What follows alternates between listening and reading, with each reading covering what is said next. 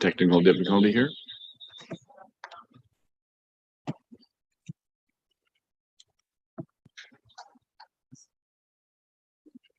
David, are you muted? Your computer? The sound on your computer. Sorry. That's okay.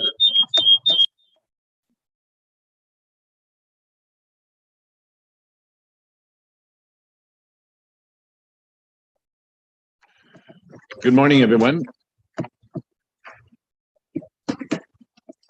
Good morning and welcome to the Committee of Adjustment meeting for the Township of Georgian Bay for Friday, March 10th, 2023. Before we begin, we would like to acknowledge that we are working in the lands traditionally occupied by the Indigenous peoples. Indigenous people continue to care for this land and continue to shape our township. We show our respect and will continually honor the treaties that were signed as we consider our decisions and actions. This morning, there's a public meeting scheduled for 2 consents and 4 minor variance applications. I will briefly summarize the procedure we are to follow for the meeting. First, the Secretary Treasurer will advise the committee as to when, how, and to whom notice of each of the hearings was circulated for the applications being considered.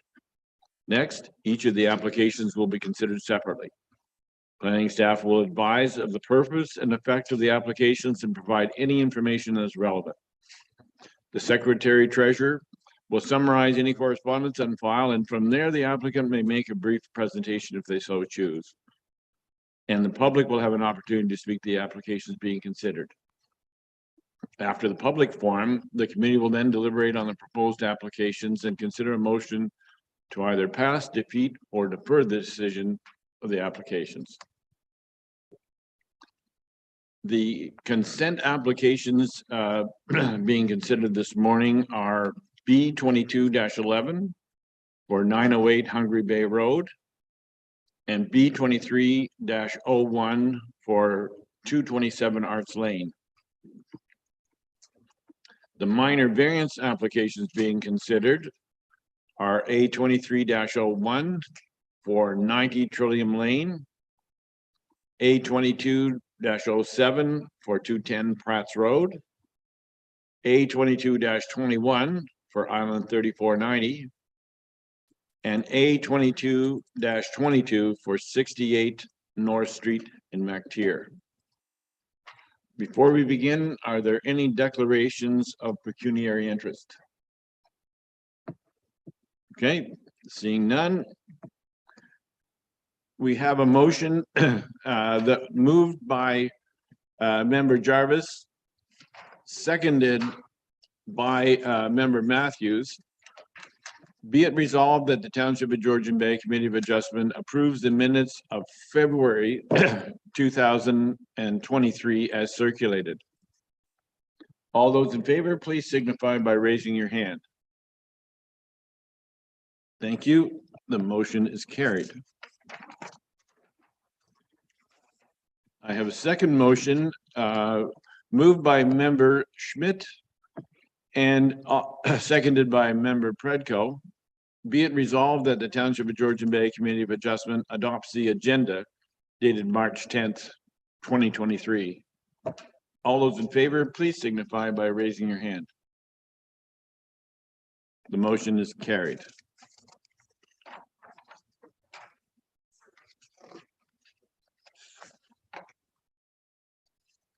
So, Madam Secretary. Notice of each application was sent by first-class mail to the respective owners and assessed persons within 120 meters, 500 meters, or 800 meters, or to those persons and agencies likely to have an interest in the application. The notices were sent at least 20 days prior to this morning's meeting. Included in each notice was an explanation of the purpose and effect of the application and a key map showing the location of the property. Other relevant information may have also been provided. These circulations were provided in accordance with the provisions of the Planning Act 1990. Thank you. And our first application this morning is a consent application number B22-11 for 908 Hungry Bay Road. To the planner, please.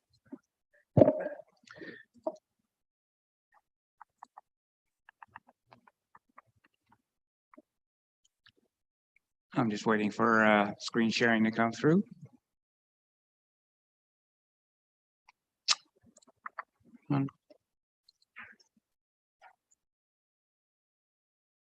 There we go.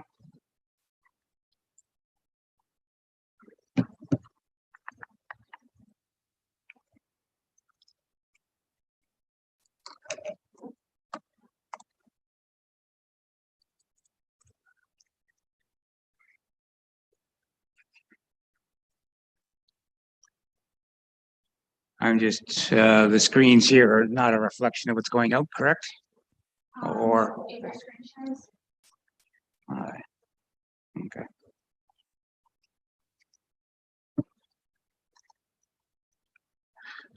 Sorry, Mr. Chairman, B2211 908 Hungary Bay Road for Ms. Sanders. This application was deferred from your last meeting, February 17th Committee of Adjustment on the recommendation of myself. We were taking a look at looking at some title issues that existed that only came to light at that point in time. Those issues that we had identified as being technical in nature have been remedied overall for the property. In this particular application, the applicant proposes to recreate an original lot that has inadvertently merged. Sorry, I'm just having some small problems myself with.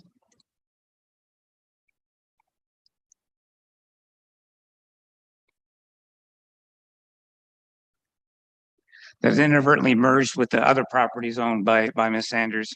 The merged lots were due to a transfer of township road widening by Ms. Sanders voluntarily a number of years ago.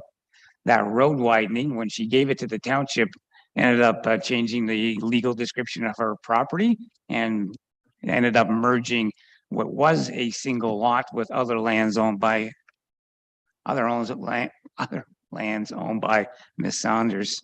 So we'll take you first of all to take a look at the property map.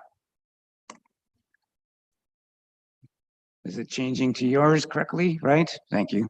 Here you can see all of the lands, all of the merged lands owned by Ms. Sanders at this time, stretching between two parts of Hungary Bay Road.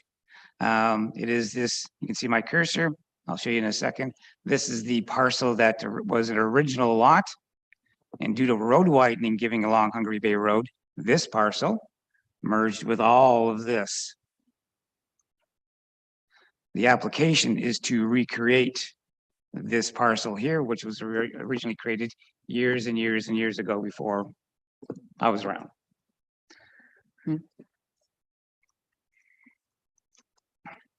The lands themselves are shown on this Schedule A, being Part 4 here, and the road allowance, sorry, that's been transferred years ago. Down here is Part 5. So those is the actual consent boundary lines that we are looking for.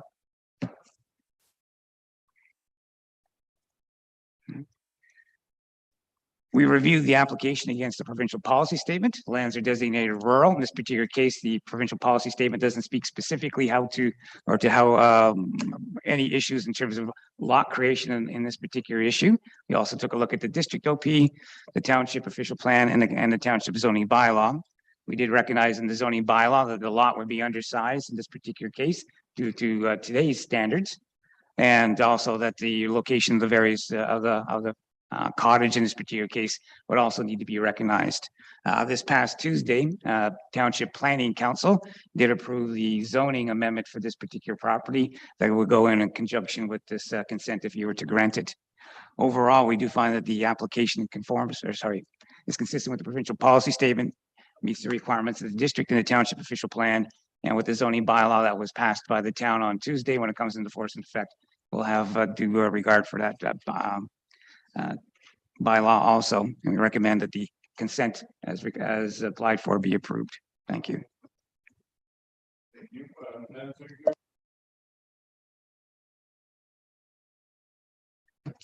Three letters of no objection were received from the District of Muskoka, Hydro One, and Trillium Lakelands District School Board. Thank you. Is the applicant present, and would they wish to offer any further comment to what the planner presented so far?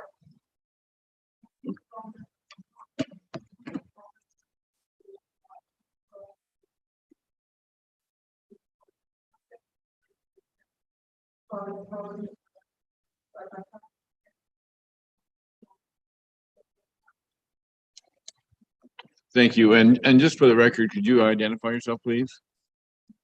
Your name and address?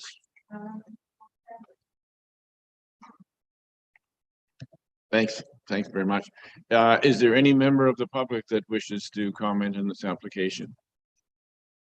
Okay, seeing none, I will close the public portion of the forum and bring the application before the committee for any questions or concerns, and we will begin with member Schmidt.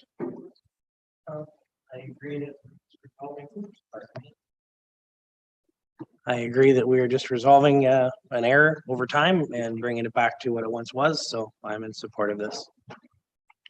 Thank you. Thank you, Mr. Chair. I agree with Mr. Schmidt. It seems unfortunate the applicant has to go through these hoops and bounds to get back what was originally hers, but I'm glad that we'll hopefully be able to provide that for her now. Member Jarvis. Yeah, I just have clarification. I think I warned our planner that I'd probably be back with more questions today. I had lots of questions during planning council. I'm just clarification.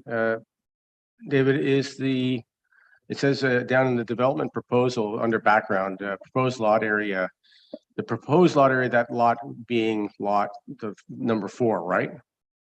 On that It'll be survey part, that you gave us. part 4 and 5. Right. Okay, that includes and that's 5 being the short road allowance, correct? Correct. Okay. And what's the required size for normally and for a new development?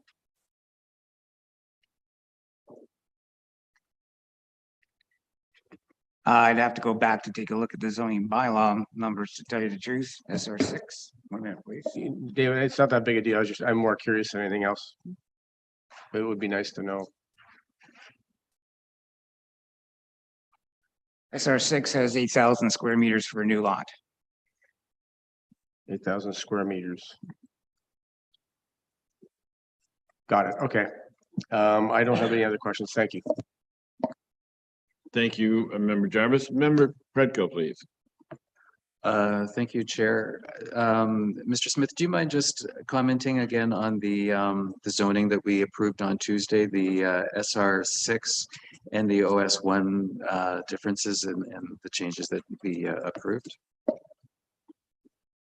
All right. So the lot that we're recreating is going to be an SR6 special because it has reduced lot area, as Councilor's Member Jarvis just pointed out, and reduced minimum lot frontage, because of the going back to the original size. We're also going to recognize the existing buildings that are on the on that particular part 4 and 5. So that's the SR6 special that was in front of council on Tuesday. The remainder of Ms. Saunders' property is going to go to an SR6-3, which already exists for part of her lands, and the OS1 is also going to be going to the SR6-3. So it'll be 2 special SR6s, one the existing 3, and then a new number for her lot itself. Okay, thank you for the clarification. Thank you. Member Rivet, please. Thank you. I see this is a correction. Is there any charge to the applicant for this? The township waived the fees. That's all I want to know. Thank you. Thank you. If there are no further questions or comments, I will read the resolution. Moved by Member Rivet, seconded by Member Jarvis. Be it resolved that the Township of Georgian Bay Committee of Adjustment hereby grants provisional approval to the consent application B22-11 for the severance of a new lot as shown in part 4 and 5 on Schedule A attached to the decision and subject to the following conditions: that the owner pay the balance of any outstanding taxes as of the date of the certification of the transfer deed with respect to the property that is subject to the application. That the owner enter an agreement with the township if deemed necessary by the township to satisfy all the requirements, financial or otherwise, of the township, which may include but shall not be limited to the provision of roads, installation of services, facilities, drainage, and the timing and payment of a development charge. and that a payment of any all parkland dedication fees or the requirement to dedicate lands for parkland be waived. That that the clerk of the township provide written confirmation that a zoning bylaw amendment is in force and effect, recognizing any deficiencies in lot area, existing building setbacks, or other provisions as required. That legal counsel for the owner provide confirmation to the Secretary Treasurer of the Committee of Adjustment that the retained parcels, both in the name of Joan Alice Saunders, are merged and have frontage or access on Honey Harbor Road, or alternatively provide an understanding to consolidate, merge the parcels. That a reference plan survey that is registered be completed and a digital copy and a hard copy be filed with the Township Planning Department, or an exemption from the reference plan be received from the registrar. And finally, that receipt of section 53 subsection 42 of the Planning Act, the certificate of consent being affixed to the deed within 2 years of the given notice of decision. Note that 53 subsection 43 of the Planning Act requires that the transaction approved by this consent be carried out within 2 years of the issuance of the certification and stamping of the deed.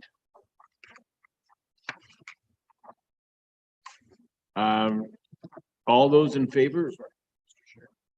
Yes, Member Matthews. Just a point of clarity, when you were reading, I thought I heard Honey Harbor Road instead of Hungry Bay Road. I just want to make sure it's written as Hungry Bay Road. I'm sure it is. I'm sure it is too. Yes. So I don't see it on here, but I'm access off of, you said, I believe Honey Harbor Road. Oh, there it is. Okay, it does say Hungry Bay. Hungry Bay Road. Yep. Yeah. Thank you for that I was clarification. listening. Yes. Yes. Very good. Yeah. If there are, having read the resolution, I'll call for a vote. All those in favor, please signify by raising your hand. Thank you. And the motion is carried. Our next application this morning is B 23-01 for 227 Arts Lane. To the planner, please.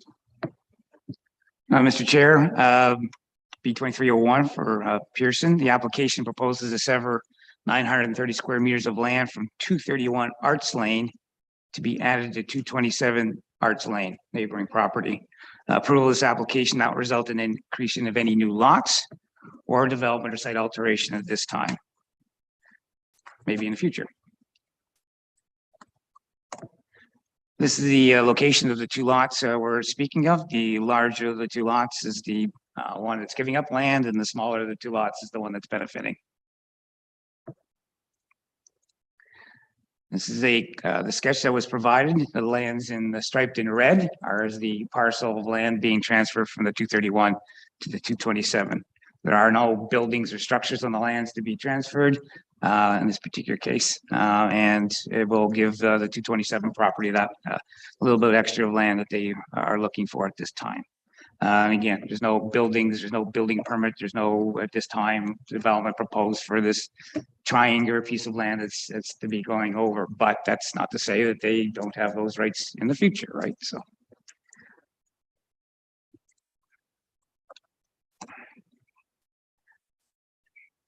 The official plan for the property, the district is waterfront. For the township official plan is also waterfront. We're within the 6 Mile Lake Inland waterfront community. It is on a narrow water body, and it does have type 2 fish habitat abutting the properties. It's all shoreline residential 6. It's all private servicing and on a private road, Arts Lane. Overall, for the principal policy statement, it doesn't speak to lot additions like this. You know, it's not really its overall concern. This particular case, District of Muskoka overall, there's really nothing in there about lot additions, although we did take a look at some of the sections about in general for waterfront areas. Township official plan designated again waterfront and 6 Mile Lake Inland Lake.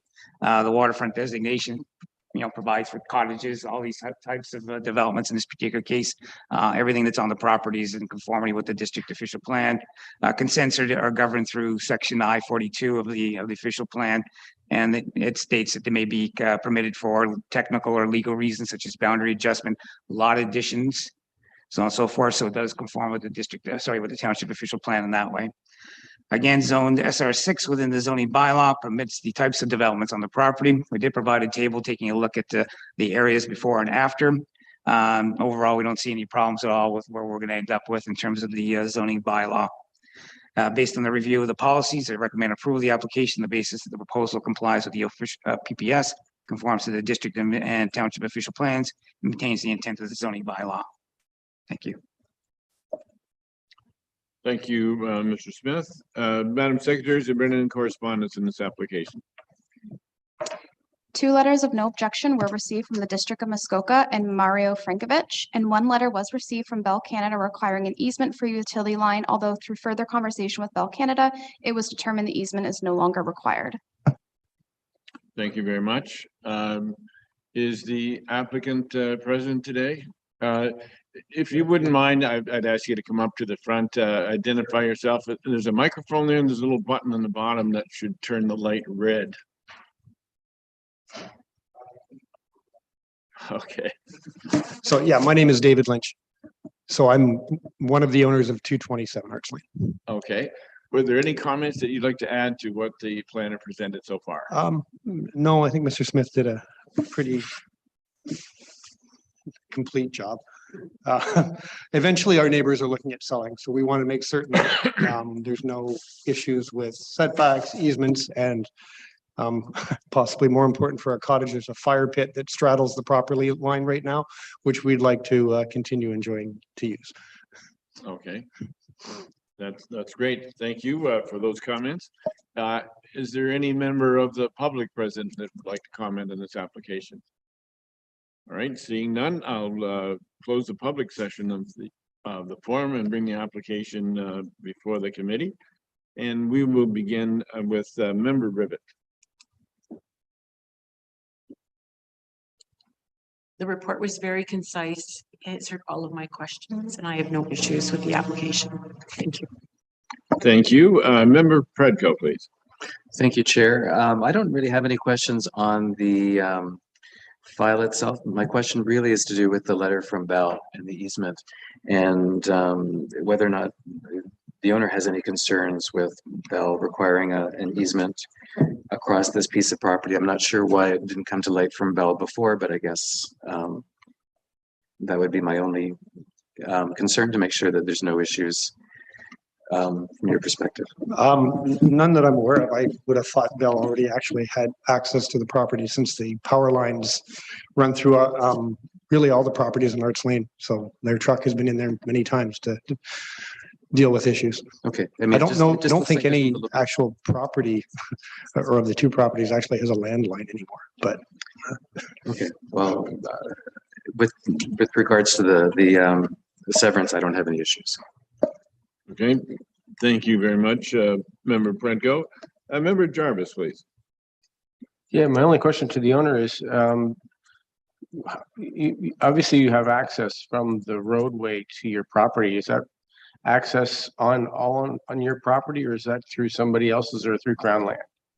No, the access is through my property. Arts Lane is actually on Crown land. It's a private road, but it's mostly built on Crown land.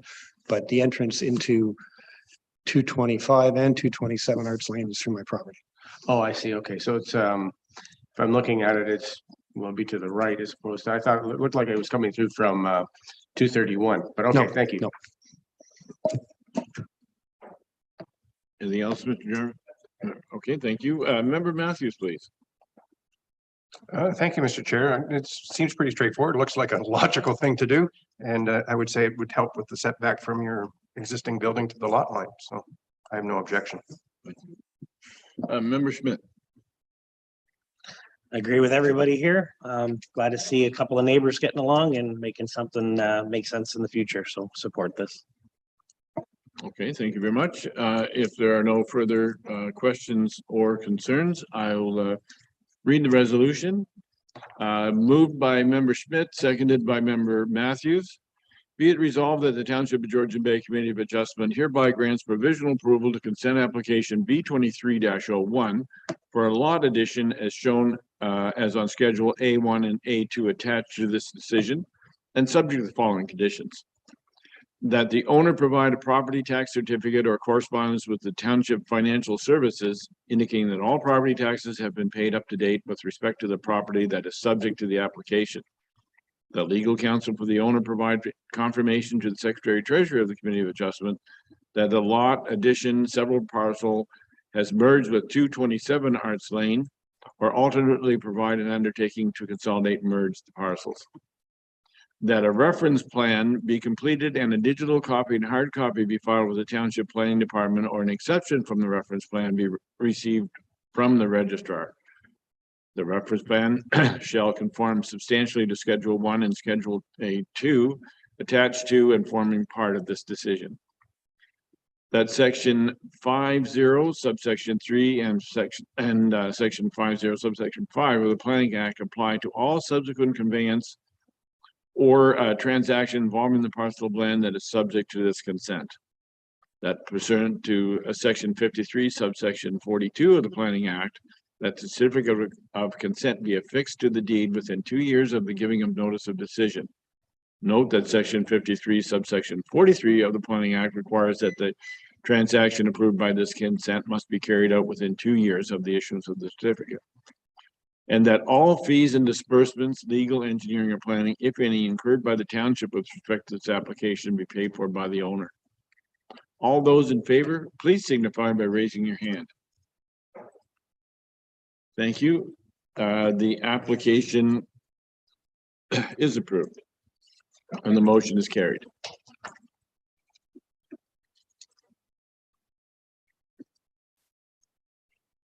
Our next application is a minor variance application number A23-01 for 90 Trillium Lane.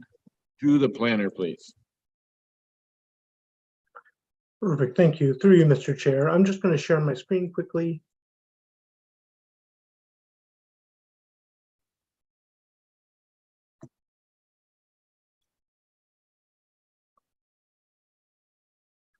Here we are.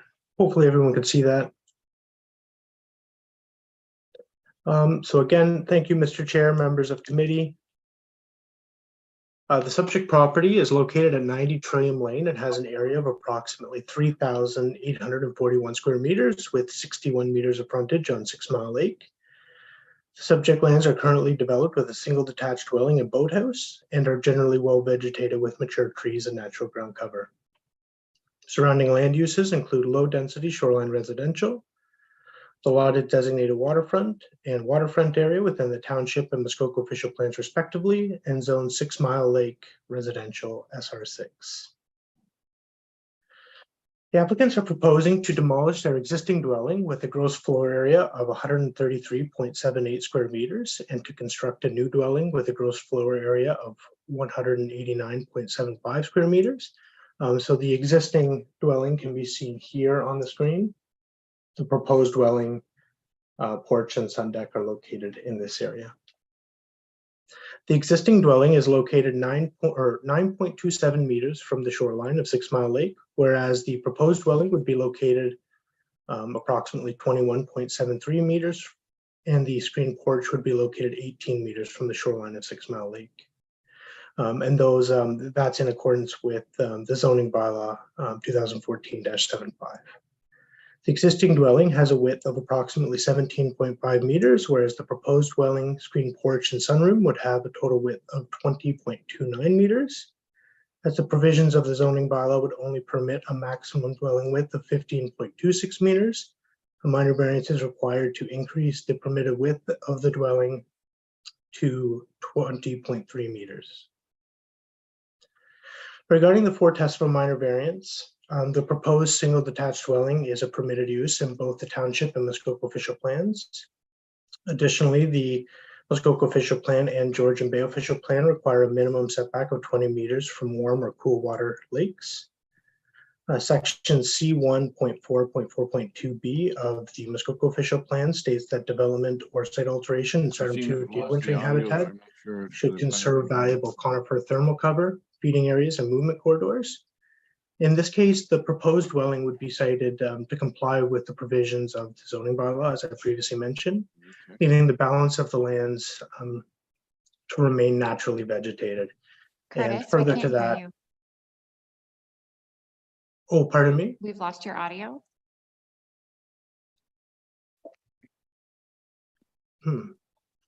It's my mic doesn't show as muted. Can you hear me?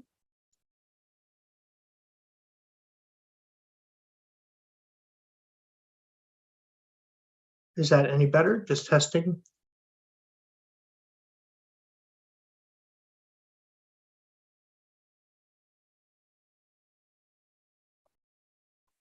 This,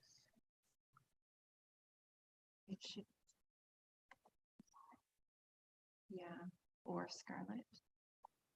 Or you can try changing it to the owl. my apologies, Mr. Chair. Can anyone hear me? Testing. Okay. We can hear you now. My apologies, Mr. Chair. I'm not sure what happened. My mic was unmuted and it must have been some sort of technical glitch. Yeah, I think it may have been on this end, but we can hear you now. So if you start over with the beginning of the planning analysis about where we left off. Okay. Thank you, Mr. Chair. Through you. Regarding the 4 tests of a minor variance, the proposed single detached dwelling is a permitted use in both the township and Muskoka official plans. Additionally, the Muskoka official plan and Georgian Bay official plan require a minimum setback of 20 meters from warm or cool water lakes. In this case, the proposal would comply with that provision, or those provisions rather. Section C1.4.4.2B of the Muskoka official plan speaks to Stratum 2 deer wintering habitat. And it states that proposals should seek to conserve valuable thermal cover, feeding areas, and movement corridors. In this case, the proposed dwelling would be sited to comply with the provisions of the township zoning bylaw, leaving the balance of the lands in a natural state and allowing for additional revegetation in the location of the existing dwelling.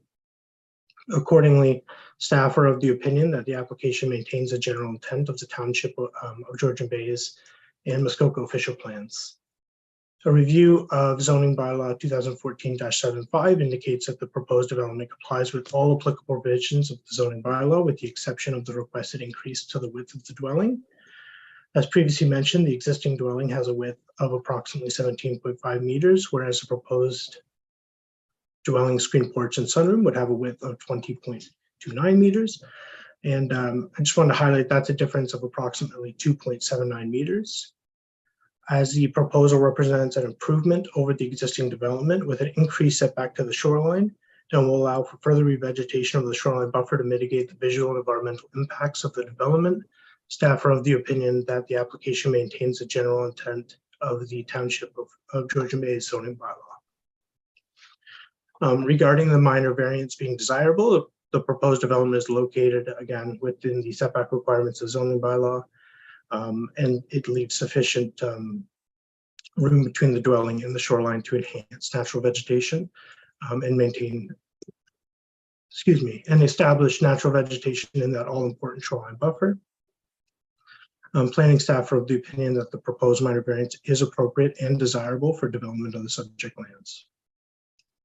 Lastly, as the applicant is only seeking a small increase to the width of a permitted dwelling, and there would be no foreseeable visual or environmental impacts resulting from the proposal, staff are of the opinion that the proposal is minor.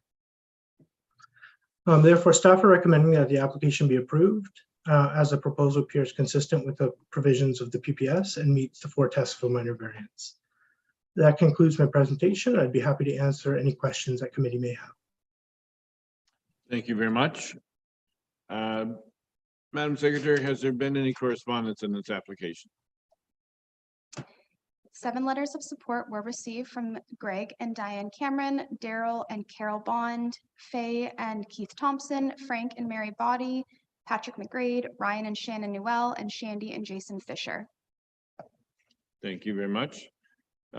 Is the applicant present? And would they like to add any comment to what the planner has provided? Okay, seeing none, I'm sorry?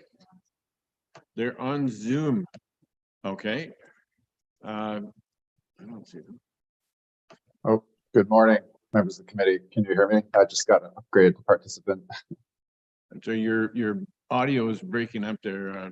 Could you please identify yourself for the committee? Good morning, it's Graham Richards from MHBC Planning. Are you able to hear me, Mr. Chair? We can, but it is not as clear as it could be. Okay. Is that any better or no? That's fine. Please proceed. Okay, thank you, Mr. Chair. I have a short presentation, if you permit me to share my screen. Second.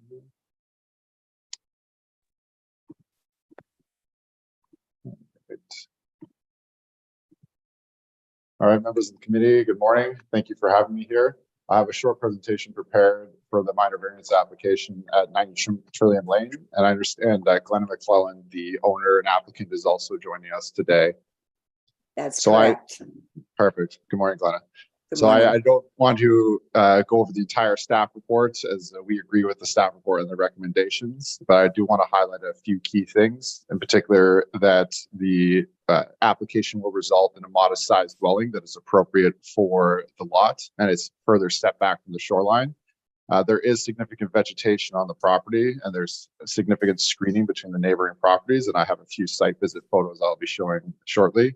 The Secretary Treasurer noted, there were multiple letters of support and the actual increase in width is minor. So as Curtis Seibert showed, is the actual location of 90 Trillium Lane. As you can see from the air photo, it is quite significantly screened or vegetated. And here is the survey provided by Rudy Mack with the building in red highlighted. That is the existing dwelling that is to be removed. With the yellow is the proposed building. As you can see, the setback from the shoreline has been increased. I will zoom in additionally to show you how that setback has been increased from the shoreline. This is the variance that is requested. So as you know, the provision of the zoning bylaw requires you're permitted 25% of lot frontage or 23 meters, whichever is more restrictive. And with the property at 90 Trillium Lane, it has a smaller lot frontage of 61 meters. So that only permits a 15.2 meter maximum width of a dwelling. We are proposing a 20.3 meter dwelling, which is a difference of about 5.1 meters. That is still under that maximum 23 meters that would exist for larger lots on 6 Mile Lake. I'd like to highlight a few site visit photos that were conducted on 15th of February. So this shows vegetation during the winter months. On the left-hand side, you can see the view from where the proposed dwelling is to the location towards the northern neighbor. And the right-hand photo shows the view towards the southern neighbor. So there is quite significant vegetation on the property and screening the proposed dwelling. Here is a view of the lot from the shoreline. So this is a drone photo showing the lot and showing the significant amount of vegetation screening the property, and that would screen the location of the proposed dwelling. Here's a further additional view of the lot from the shoreline, showing some of the neighboring properties and the difference in vegetation screening and how the proposed dwelling would be set back even further and be more screened from the shoreline. And lastly, a few of the properties opposite 90 Trillium Lane and shows the difference in vegetation screening. And I'll highlight again the key points. And so I have the opinion that the policy or the proposal is consistent with the PPS and does meet the 4 tests of a minor variance, as the planner noted. I'm happy to answer any questions. I'll stop sharing my screen now. And thank you, Mr. Chair, for allowing me to present. Thank you, Mr. Richards. Is there any member of the public present that would like to comment on this application? Okay, seeing none, I will close the public session and bring the application before the committee for any questions or comments. And we'll begin with Member Jarvis. Again, I just have some points for clarification. I'm hoping our planner, Graham, can help me out with this. The current lot size is 3841.74 square meters. The proposed new GFA, this includes the porch, I think porches is correct at 189.75 square meters. Is that all correct? That's what's in the report. I just want to make sure I got it right. Yes, through you, Mr. Chair, that's correct, Councillor Jarvis. Okay, Chris, then if I've done my math right, 189.75 square meters is only 5% of lot. And in the report, it indicates it's 6%. There's a discrepancy there that I don't understand. Not that it matters much, but I'm just curious how the math gets done on these things. Oh, yes, through you, Mr. Chair. The lot coverage would include the area of the boathouse as well, Councillor Jarvis. So that the total lot coverage would be 6%, which is still less than the permitted. Oh, no, I agree with you there. I mean, 8% is allowed. I'm just struggling, like I said, with the math. Sorry, I didn't hear the. We're including the bonus. Thank you very much. That's what I needed. Appreciate it. Okay. Thank you, Member Jarvis. Member Predko, please. I don't really have any questions. I do note that the net improvement to the lot with removing the cottage back behind the 20-meter mark is appreciated, even with the slight increase in width. Thank you. Member Rivet, please. Thank you. I believe the first gentleman that spoke to us indicated under the maximum dwelling width, it was going to be 20 meters wide. But on the report, the staff report, it says the proposed is 11 meters. For the width. So am I missing something?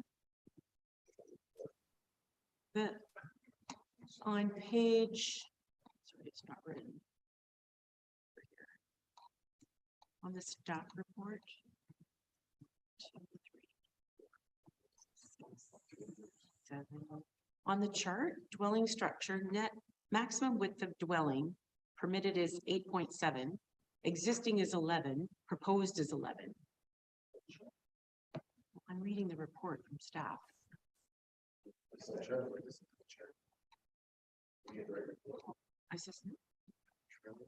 Oh, 1 second, pardon me, 1 second.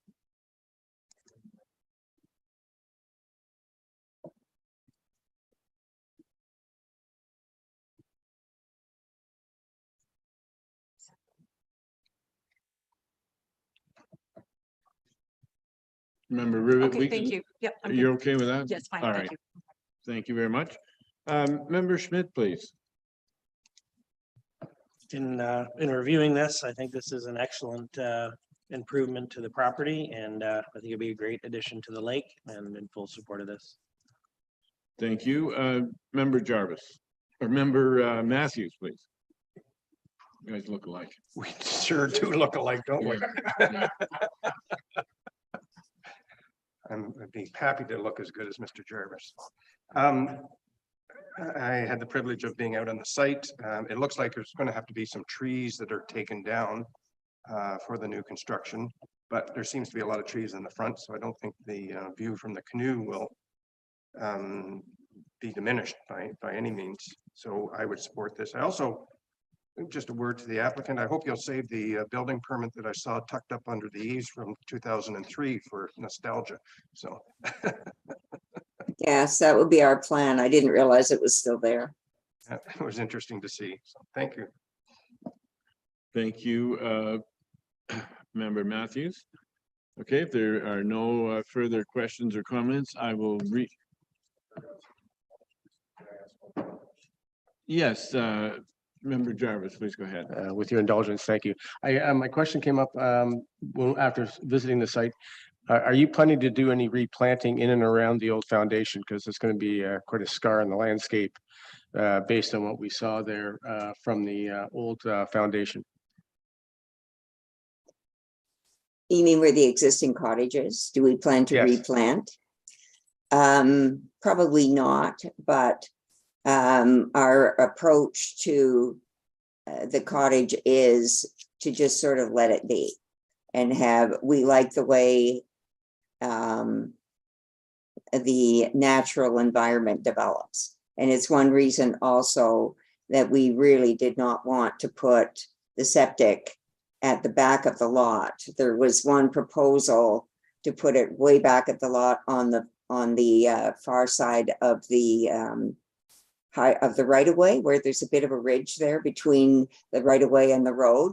And that is pretty much undisturbed land. So our philosophy is to disturb the environment, the natural environment there as little as possible. Thank you. Okay, thank you. No further questions or comments. I will read the motion. Moved by member Rivet, seconded by member Schmidt.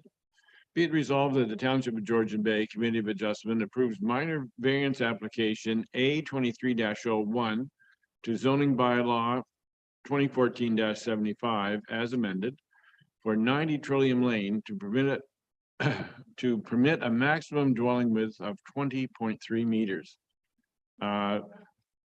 Based on conditions that municipal taxes are paid to date, that approval of this variance is granted and fixed to the subject site plan extent, location, scale, and use contemplated in the application. And that approval of this variance expires 3 years from the date of decision if building permits have not been issued for the approved structure. All those in favor, please signify by raising your hand. Thank you. The motion is carried and the application is approved. Thank you. Our next minor variance application is A 22-07 for 210 Pratt's Road. To the planner, please. Thank you, Mr. Chair. The applicants propose to construct a new detached dwelling, deck, stairs, and septic system. The new detached dwelling will be built on the same footprint as the existing legal non-conforming structure. The proposed new deck and stairs will increase the lot coverage on the lot and will project further into the required front yard, thereby necessitating a variance. Fish habitat for this particular property was completed and peer reviewed, and there were no concerns. I'm going to take you through a number of pictures and various other information for the property. The air photo, you can see it sits on the peninsula with water on both sides, but well, also that roadway coming down Pratt's Road on the one side. Are we supposed to be seeing your shared screen on here? Yes, you are. If I click the button. You may need to push it again. Yep.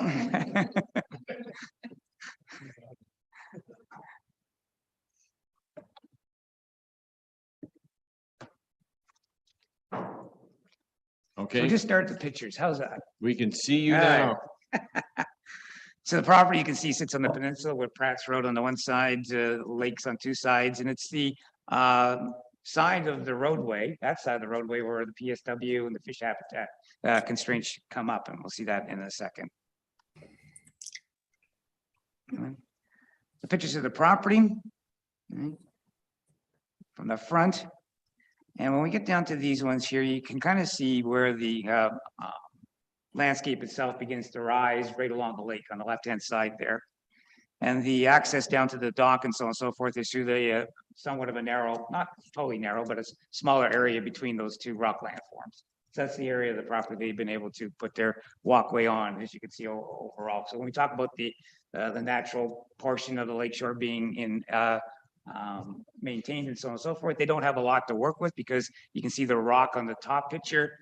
Nothing can ever be done there. It's been in the natural state. And same thing towards the right-hand side of the bottom picture. You can see how they've managed to get a little bit of grass and their walkway down to the dock in those particular places. Okay. This picture shows the on the abutting property, the garage on the abutting property. That the cottage is on the left side of your screen, and the abutting garage, so the garage on the abutting property is is the smaller structure on the other side. They are relatively quite close through here. You can see the downspouts for the garage, the way water comes down. So that area between those two properties is used for their storm water at the moment, kind of thing, and water flows kind of in its natural way through there in terms of that. So the cottage is going to go back on the same footprint. So that water between two properties is somewhat important. But I guess the part of the good things is the garage is slightly raised, and both properties are actually maybe directing water towards each other, and have come to a common understanding over many years about how that water flows through natural drainage between the two properties. This is the peninsula.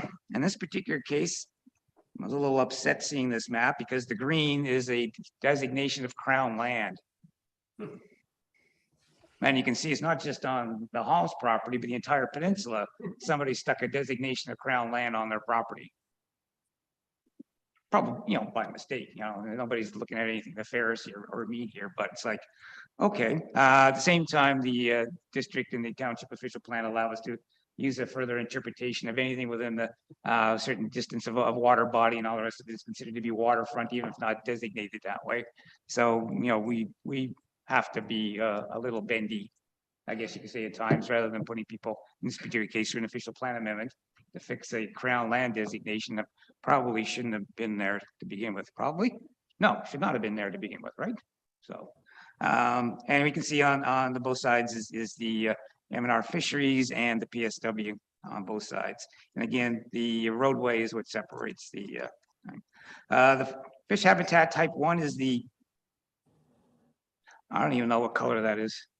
Okay, the smaller ugly color on the map is the fish habitat 1, and the more pinky kind of purplish color is the fish habitat 2. You can see that what drove the fish habitat was the fish habitat 1, even though it's over the top of the hill and across the road on the other side.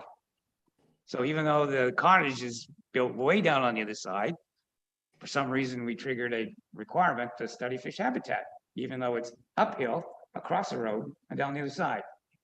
So for me, some of these things are beginning to pop up about where we begin to take a look at some of our study requirements. And that's why I wanted to take you through some of these drawings. This is the PSW that goes along with the fish habitat. That fish habitat and the PSW are one and the same. It's the shallow water depths and so on and so forth, providing good breeding ground, providing good feeding grounds, and all the rest of it for fish overall. So those two things are working together. And again, the PPSW. I'm going to skip the district mapping. Oh, here. And then this is, sorry, a bit of just education for myself and maybe for yourself. What you're looking at here is the Muskoka official plan wildfire mapping. And the wildfire mapping is not done based on putting a circle around a woodlots or wooded areas. It comes across as straight lines, squares, rectangles, so on and so forth. And you can see when we go to apply things like this, it's kind of a little funky at times about how it comes on and comes off. But in this particular case, it didn't have a major bearing on the application since the fire rating hazard is on the moderate side, which doesn't trigger anything else that needs to go on. This is the existing cottage, wood deck, stairs, and septic bed. You can see the existing setbacks, maybe a little tough to read down here on the bottom from the one closest corner is 16.45. And the deck measurements also are embedded on here also. Septic bed and driveway. This is the proposed cottage. We cleaned it up a little bit so we can see what's kind of going on with a 1647 at the closest point and a 2124 at the top end. So just a touch, further back at the one corner. And it wasn't the cottage that was driving the application, it's the proposed deck. Okay. And lastly is the approved septic system location, or the proposed septic system location. They are proposing a brand new septic system to go along with that, which is always for us a good net improvement overall for properties.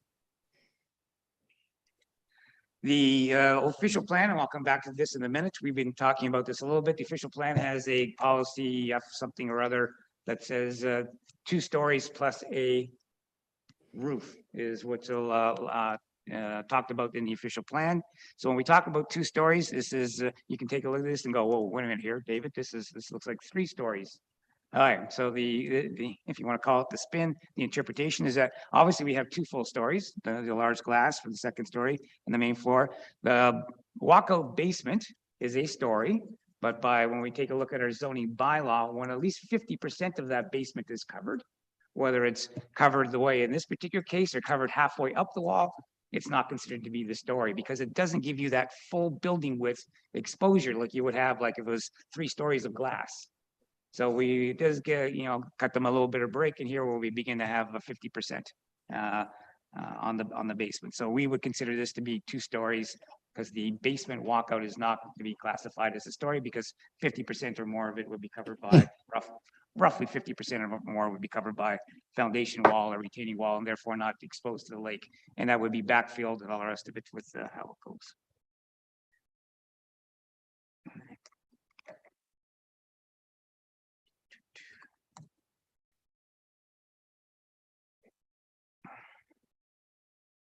So the minor variance, as I mentioned, is to permit an increase in lot coverage from 8.7 to 9.5, and that's mainly due to the larger deck, and to permit the increase in projection into a front yard for a deck from 5.5 to 6.4. The cottage in and of itself meets all the requirements of the bylaw in terms of where it's going to go on its existing footprint.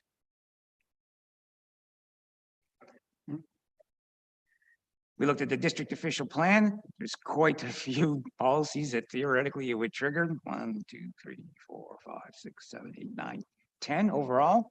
Okay. But with the location, the type of development going on the property is cottage, decks, so on and so forth. There's no issues with that. I mentioned already about the fish habitat, the PSW. They did do the study, even though considering the location in my mind might be somewhat circumspect in terms of requiring it in relationship to where the development actually is. And again, with a net improvement on the with a new septic system going in, which they don't need to do if the existing one was actually of size. But they're looking, of course, to be able to use their cottage. And of course, nobody likes to have a septic issue problem on your property anyways. As again, designated waterfront permits cottages and so on and so forth. Lake health system, we take a look at that. It's located in 6 Mile Lake, deemed to be a moderately sensitive water body. We're not expected to see any changes in the development or water body issues on that. The official plan we took a look at the fish habitat. We did submit again the fish habitat study. It was peer reviewed and found no issues with the fish habitat work that was done. They are proposing a Waterloo biofilter, a very good advanced system that will go on the property. Not required, they can meet a class 4, but again, one of those net improvements to a property that is always nice to see. We don't see the proposed cottage, again, not reducing the setbacks to the lake. And the setback for the septic system will be 30 meters, which would meet the requirements overall. The archaeological potential is moderate to high. It begins to somewhat begin us to take a look at things, but the existing development, all the rest of it has substantially disturbed the property overall. So there's no, not necessarily any archaeological features or anything left on the property that we would have concerns over. Okay. Overall, I do believe that the variance maintains the intent and purpose of the district official plan. The Georgian Bay official plan is somewhat similar in terms of its environmental review. The kicker here was the Crown land designation, but I believe overall that we can take a look at the interpretation. There is wording in the official plan also that says that lands that are not necessarily designated, but within a certain distance of water can also be considered waterfront. So we have applied those particular rules to this property. The township does a 5-year review on its official plan. If it does any mapping, we would certainly be looking to correct errors in places where they do exist, and maybe that will come about at that time. I mentioned the natural state shoreline policies, okay, and then in this particular case, it requires a minimum target of 75% of the property to be a natural state. As you saw from the 2 pictures, they are within that, the 25% where they do have their walkway and the grassed area in relationship to what is rock, and you didn't see all of it, okay? There's a little bit more. We did a little bit of measurements from the air photos, and they are pretty close within that requirement. Overall, I am of the opinion that the application does meet the intent and purpose of the township official plan. So we get into the zoning bylaw. We're in the SR6 zone. Okay. Legal non-complying for the buildings and so on and so forth. And all the proposed changes to the cottage are within the provisions of the bylaw. We did provide the table, there it comes up there, of the permitted, existing, and proposed. Okay. And we can see the ones in red for lot coverage are the request for the minor variance, the 9.5. And a 6-point-meter projection for the deck. All the rest of it would be within the requirements. Okay. Be appropriate. So in terms of the zoning bylaw, I do maintain, I believe that means those 2 small things maintain the intent and purpose of the zoning bylaw. Be appropriate and desirable development. The test refers to the appropriateness of the development given the existing conditions and if it's keeping with the interest of the community and the public. Over time, it can be expected the property owners will grow and replace, add to, or build new structures on their property, which allow them to maximize the benefit, value, and use of their property. No negative character or environmental impacts are anticipated due to the proposal, given the landscape or topographical constraints on the property requiring the proponents to comply with the bylaw could result in a higher level of environmental disruption than the continuation and enlargement of the use in the proposed location. It was interesting, the previous applicant, when they were talking to committee here, mentioned that one of her intents was not to disturb the natural environment as little as possible. So we do look strongly to where we can in terms of blasting, removal of trees, total site disturbance, et cetera, to see where people are applying for minor variances and whether or not it's best to be where you are, or whether or not we have in certain circumstances the ability to move without doing substantial natural disturbance. I know the opinion that the proposed minor variance is appropriate and desirable development of subject lands. Be minor in nature. Test refers to the overall development proposal. If it's considered minor, this test is not merely a numerical determination. A minor can be evaluated through the determination of whether a proposed development would have a minor impact on the environment, the enjoyment and use of neighboring properties, or impacts on the functioning of government or other utility and essential services. It's not expected that permitting the variance will have any negative impact on character of the area or impact the ability of adjacent property owners. We talked about how close they are to the property line, the water that moves through there. It's always going to be a concern between those two neighbors and something that need to be considered, but I don't see any particular issues on that. There's certainly no expected impacts on government functions or other utilities or essential services. I am of the opinion the proposed development is minor in nature. Based on the review of the policies, I recommend approval of the application on the basis of proposal meets the 4 tests of a minor variance and complies with the PPS. Thank you.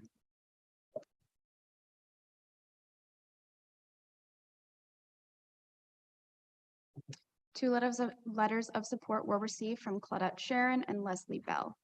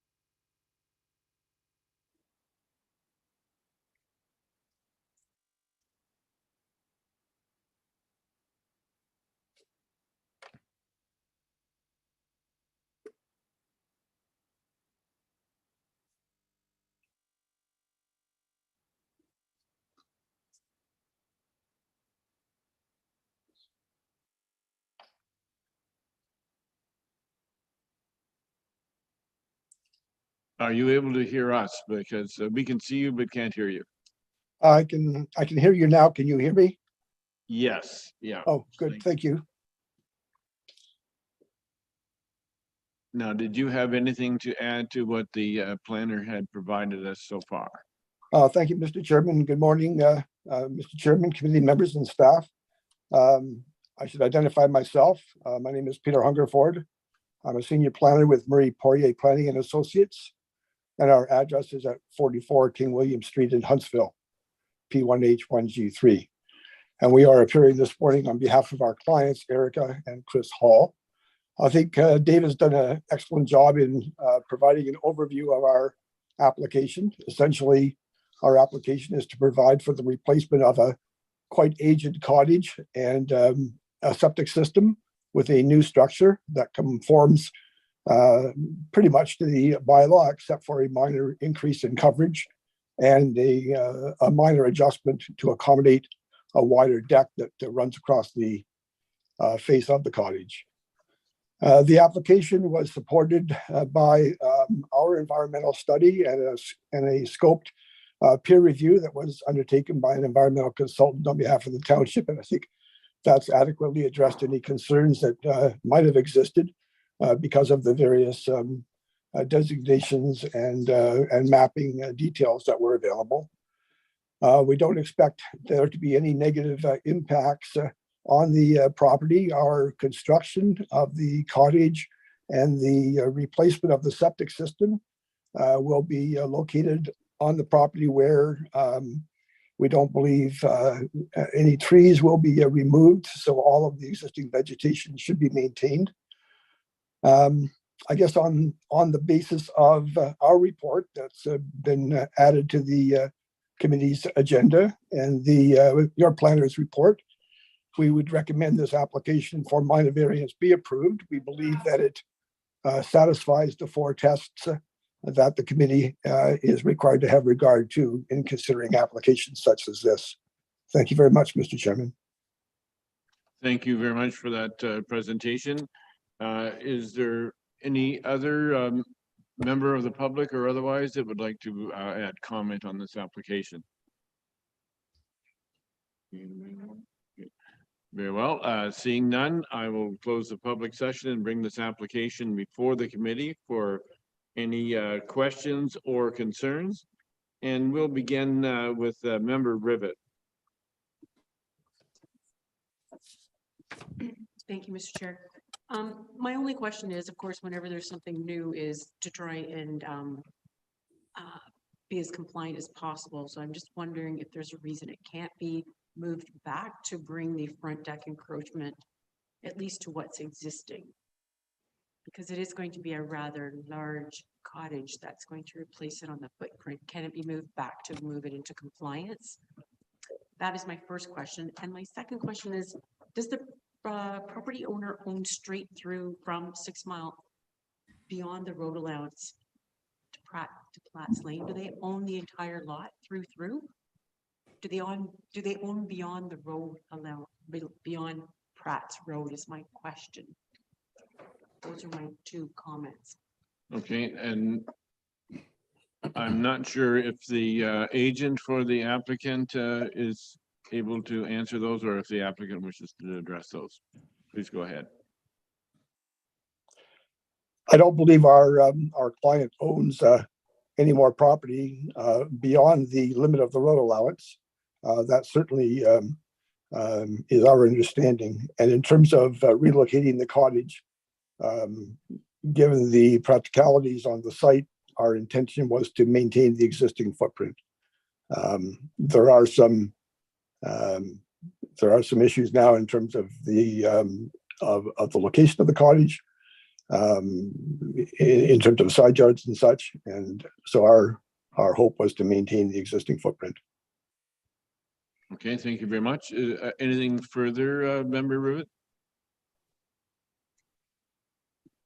So there's a hardship to move it back. Is there a reason it couldn't go back to meet the existing setback? I didn't really hear the answer to that. If I may, Mr. Chairman, planning applications for minor variance aren't looked at from a hardship perspective. We review the proposal as put forward by an applicant based against the 4 tests for the location that they have asked for, and those 4 tests determine whether or not the location is appropriate for the development under those 4 tests. We don't go through what ifs with the applicant unless the planning department or the planners have the feeling that it's not going to pass the 4 tests, at which time then we open up the discussion with an applicant about ways to amend their application or to look at something different. But right now, we look at the 4 tests for the proposal. And one of the 4 tests does not include, can you meet the bylaw? Because quite simply on every single application in the township, the answer is probably, but that's not what is being asked of the committee. Okay, thank you for that clarification, Member Smith. Does that answer your request, Member Rivet? I suppose that's the philosophy. However, this in the bylaw, when we reviewed the zoning bylaw, it was to try and make it better. So to try and bring it into compliance, unless there's a reason it couldn't go back. And I just didn't hear a reason why it couldn't go back. My other question is, I didn't get the answer. Does the owner own from shore to shore? No. He did answer that clearly, no. So he doesn't own beyond the road? There's nothing much on the other side anyway, but I'm not sure what was the reason for that question? Yes, the reason for that question is, why did we force him to go through a fisheries application, a fish habitat, if he had to pay for that, if he doesn't own that shore? That's my Distance. question. Right. It's a straight out distance measurement. Pardon? It's a straight out distance measurement. Okay, so we measure from the development And the definition of development could be the property boundaries, not necessarily the cottage, the house, the bunkie, or the garage, Right. to the feature, regardless of where the feature is on their property or somebody else's. So it's a straight line distance measurement from the closest edge of the property boundary to the constraint that we're looking at, and that is definitely within the 120. Even if they don't own it? Oh, definitely, yeah, that is applied to every single property, like, for example, if I may. Just to give you Yeah, an example. I think you've answered the question Okay. clearly. Thank you very much. That is, I think that's very unfair to this applicant. I think that's unfair. If they don't even own the property, not building on it, I don't understand why they would have to be forced to that. Okay. Yes, thank you. Those are my comments. Okay, that was it. All right. Thank you very much. Member Predko, please. Thank you, Chair. I appreciate the development proposal is primarily on the existing footprint. And actually, I would just like to ask a couple of questions about the septic. And I understand you're looking at the sewage treatment tank and an extra gravity sewer and a concrete septic tank before you get to the septic bed, and which is great. But looking at the different versions of the survey, by moving the bed, there's going to be a significant, what looks like a significant amount of sort of tree removal to get that other bed put in place. And the new septic bed goes across the driveway. So is the driveway also moving? And I'm just wondering if you could provide some information on how much, in invasive remediation of the site that you're going to be dealing with, and then are you going to renaturalize it when it's done? And just the other question I have that's related to this is in the report from the agent, it comments that the septic bed has to be moved because the new cottage's footprint is going to be on top of the old septic tank. And I'm just wondering where that comment comes from. If I may start with so if you take a look, I'm looking at page 70 of 169 in the PDF, which shows Schedule B approved septic system location. Right.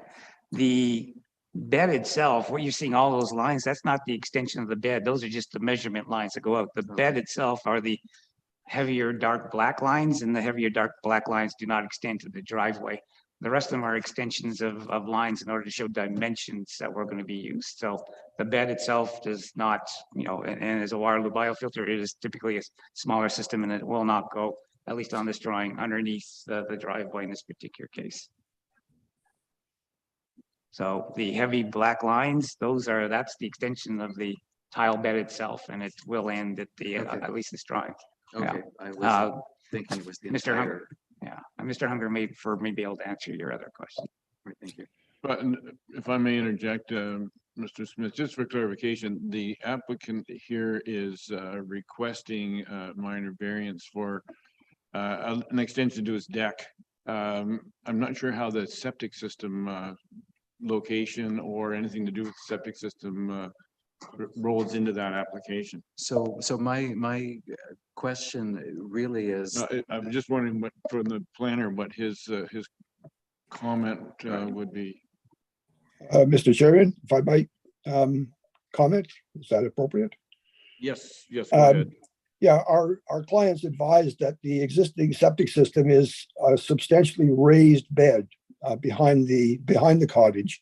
And it has over the years demonstrated its inability to function properly. So in conjunction with a substantial investment to replace the cottage with a new structure, there was no desire to try to reuse a system that is questionable in respect of its function. And so in looking at the property and its location on the peninsula, our engineer at Duke Engineering recommended the Waterloo biofilter as a desirable upgrade to the property and something that would support the new dwelling into the future. So it's really, excuse me, a discretionary decision, if you will, made by the client, but with the intent of improving the overall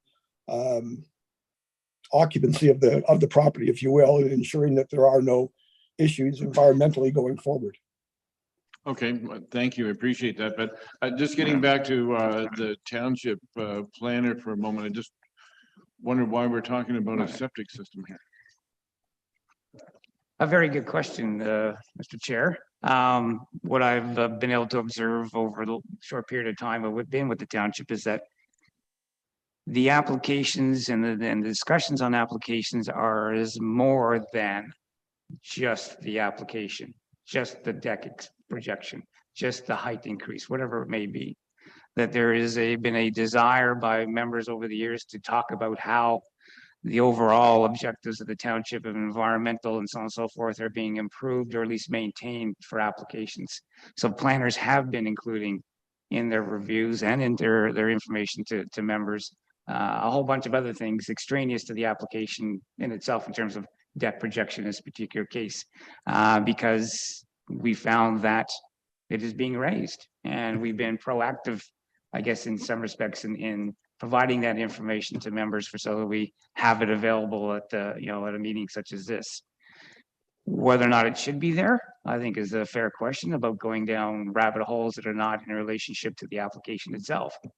But we have been, I guess, responding, to somewhat direction over the years in terms of what members are interested overall.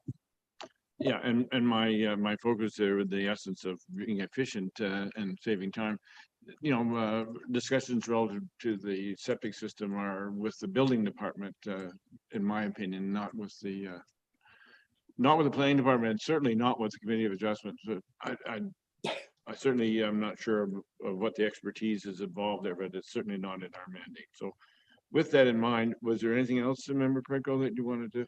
Well, yeah, I mean, part of the question was there's in the report, not from staff, but from the applicant on the septic system, it says the new cottage footprint will include the portion of the septic system in the foreground with the new septic system to utilize. So my question really is if it's the same footprint as the existing cottage, how does it interfere with the septic system?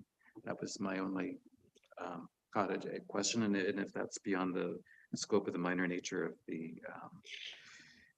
I guess to answer that application, I'll let it go, but that was the question. I would expect an answer from our local planning department, please. Sorry. The local planning department that made the statement. It was the applicant's plan agent that made the statement. So I don't know if you would have the details. Oh, but Mr. Hungerford is on the line, and maybe he can, you're through your to the chair if you wish to. Please go ahead, Mr. Hungerford. Well, the existing septic system, we wanted to relocate it to better meet the setbacks from water bodies. So that's part of the reason. Okay, I mean. Yeah, the question that Member Predko is raising is about the location. And could you maybe refer to the section or locate it for Mr. Hungerford?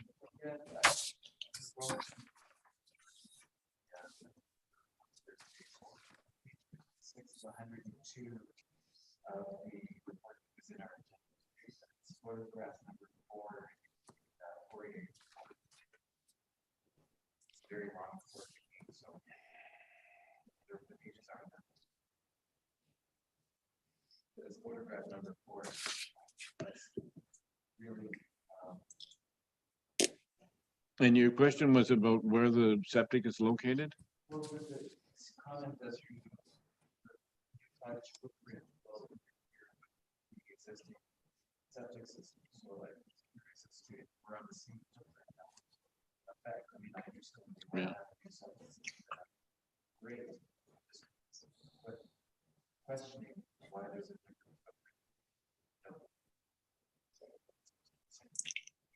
Yeah. And I wasn't turned on. Member Schmidt. Referring to page 68 and 69, you can see the setback from the original cottage is 20.15. which that's measures right across the septic system.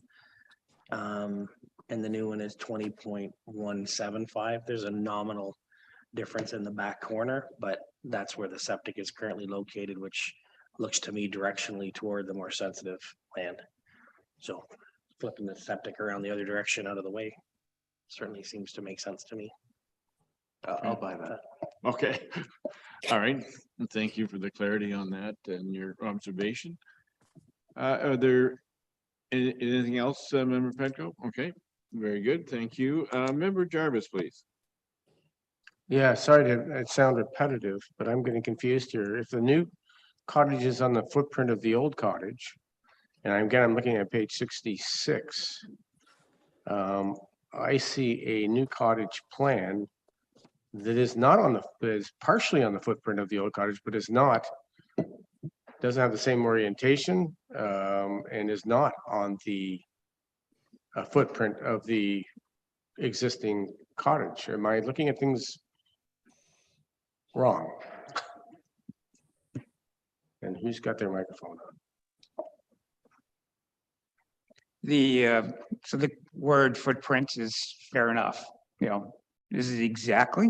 No, as you can tell from the numbers, it's actually set back a touch more in certain corners, right? So is it on page, on the Schedule A, approved footprints and setbacks, you can see a 16.47 from the closest edge, and if we went to the diagram before that, 16.45.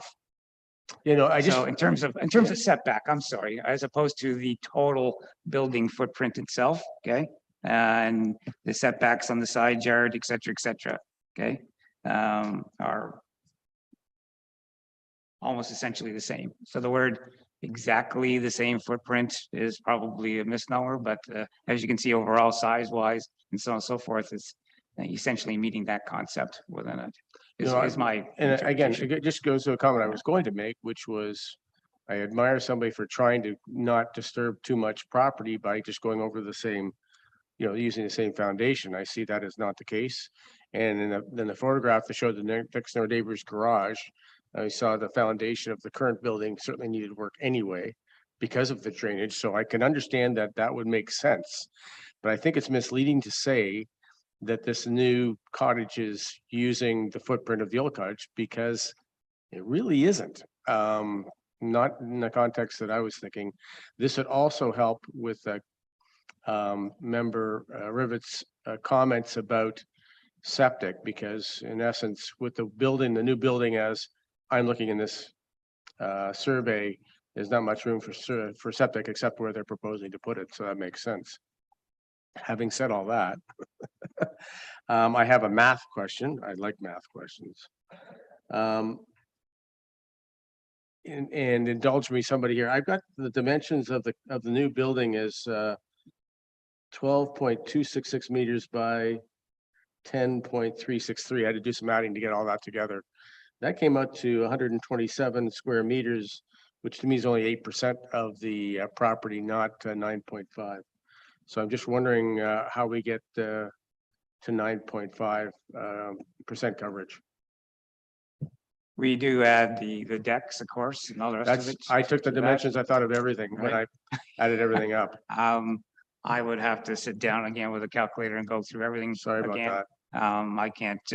I did take a review it with with Mr. Hungerford from their planning consultant, and Maybe we both came up with the same answers in that regard. Very confident. We could do this offline. It may be just the way I'm looking at the dimensions and the diagrams. I would certainly be a concern if we were significantly over. Yeah, you know, that kind of thing. But it's under anyway. Right, and what we've done is rather than, you know, times 9.5, 9.6, if you're looking at the proposal itself, at the drawings kind of thing, and you're satisfied that the drawings represent what you are looking at here, 9.6, 9.7, 9.4, you know, that we're using the drawings rather than having to argue over very complex zoning bylaw in terms of calculation of lot coverage and so on and so forth. For example, if they missed a single walkway that's 1.21 meters in height, could throw the whole minor variance out the window. Like in the other one with the boathouse on the GFA. So I understand. I just have one other point of clarification, if you don't mind, and I'm looking at the Schedule A provided in the, I showed as page 26, which indicates the approved detached dwelling and deck, so footprint and setbacks. I presume that says proposed, so that's the proposed, yet when you go to page 66, it doesn't look like the same thing. And we better talk about the same page numbers. Yeah, I'm gonna get back to it here. It's listed as. Yeah, it is, sorry, I just have this page 66, it's in the attached report. And it says Hall Cottage, and written on above it, it says 30 meters from water's edge, both sides. In crayon or marker or something. I showed us page 66. I'm hoping other people do too. I think that was the one that Tony, that's a reference that Tony gave us. Unfortunately, with screen's not working. But yeah, it doesn't look like it's the same diagram. I don't know if anybody agrees or disagrees with me. Yeah, go on the Zoom meeting and you'll see the one that we're referring to here is 66. Oh, not that, much further down. It's in the attached report from, who's that report from? From the planner, from the, that was good. I have no idea. 68 and 69 are the one comparison, but Yeah. yeah. So, Member Jarvis, can you identify or tell us more clearly what it is that you are? Yeah, trying to the compare? diagram that's shown in this, on this page, that's in the attached report is not the same as the diagram in the earlier pages of the So report. how, we're not sure which ones you're indicating here. Is it page 68 and 69 of the report? Of the report that's attached to the agenda, yes. Oh, As opposed to oh, through all this. oh, okay. Yeah. Yes. No, it's not that one. It's when you No. go to the agenda, you click on the individual. Yeah, items. so you've got a diagram, Schedule A on page 26 of 102. Can you look on your Zoom meeting and tell us if That's it. the- Okay, that's page 26. So So is we that, gotta go is down that, now, go down another 40 pages. oh, so, and if we go up one page in Member Smith and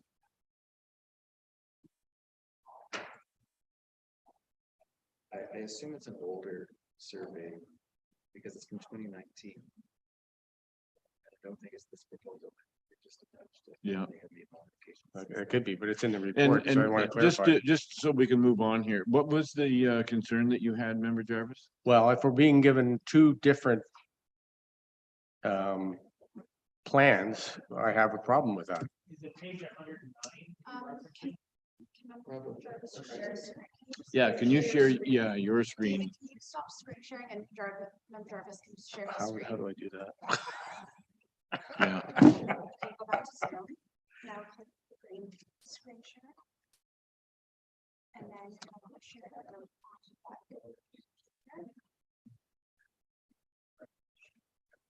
Okay, so that's what I've got. Then if I go down into the, so what I'm doing is going into the report by Marie Poirier.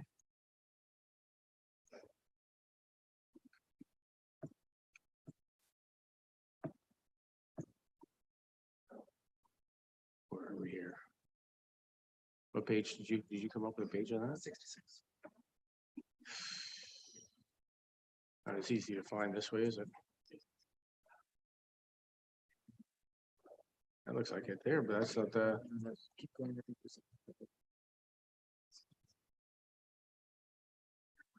That looks well, different too. Oh, it's got to be an earlier, it must be an early planning Member document. Jarvis, I'm gonna move on, and if Okay. you want to go ahead and look those up and bring it back later, we're spending a little bit more time than. Sure, no problem. I think this report has an older cottage plan. I believe in reading this report, there was an older proposal that they're not proposing today, but that the remnants of it are in this report. This plan has a Yeah. cottage that's on top of the old septic. bed, which was my comment. And I think that there's just some That's probably confusion it. in the. And report. I think for the purpose of this analysis here, the two drawings that were presented in the agenda on page 68 Okay. and 69 are the Those. ones in question. As Chair, when we were at that site, did we not see two applications nailed to the tree? Is that the one we saw, two applications nailed to the tree? Yeah, Yeah. so that's probably what it is. Okay, Yeah, okay. All right, so we're good to go? absolutely not. No, we're fine. Okay, thank you. I'll take that as a yes. And Member Matthews, were there any questions or concerns? Thank you, Mr. Chair. I think we debated this enough. I would just like to give credit to the owner. 100+ pages of reports and studies and dating back to 2019. He's hung in there and he's trying to do the right thing. So I would support this application. Okay, thank you very much. Member Schmidt. I definitely think this is a perfect example of why we are in this room. This is a unique property, unique topography, all the intricacies that are with that. And again, lots of work and energy put into something that I think is going to be beneficial to the lake as a whole, especially with the investment in the septic system for the environment. So I support this. Thank you very much. If there are no further questions or comments, I will read the motion. Moved by Member Matthews and seconded by Member Jarvis. Be it resolved that the Township of Georgian Bay Community of Adjustment hereby approves minor variance application A22-07 for the construction of a detached dwelling, deck, stairs, and septic system subject to the following conditions. 1, that the owner provide a property tax certificate or correspondence from the Township Financial Services indicating that all property taxes have been paid up to date with respect to the property which is subject to the application. 2, that the decision applies only to the proposed development as indicated in Schedule A, Schedule B, and Schedule C attached to and forming part of this decision. 3, that approval of this variance expires 3 years from the date of decision if building permits have not been issued for the approved structure. And 4, that in accordance with Section 45, subsection 9.1 of the Planning Act SRO 1990, as amended, the owner shall enter into one or more agreements with the township implementing the recommendations of the assessment, studies, reports, and analysis as identified in Mikulski-Nielsen Environmental Impact Assessment dated September 6, 2022, and subsequent addendums. That in accordance with Section 45, subsection 9.2 of the Planning Act SRO 1990, as amended, upon final approval by the township, the agreements noted in condition 4 shall be registered at the owner's expense against the title of the land subject to this approval, and the township shall be entitled to enforce said agreements against the owner and subject to the Registry Act and Land Titles Act against any and all subsequent owners of the land. All those in favor, please signify by raising your hand. Thank you. The motion is carried and the application is approved. Thank you, Mr. Chairman. Thank you, Mr. Hungerford.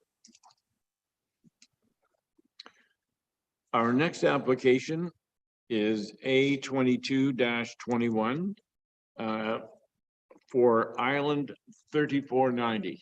To the planner, please. Thank you, Mr. Chair. I'm just again sharing my screen quickly.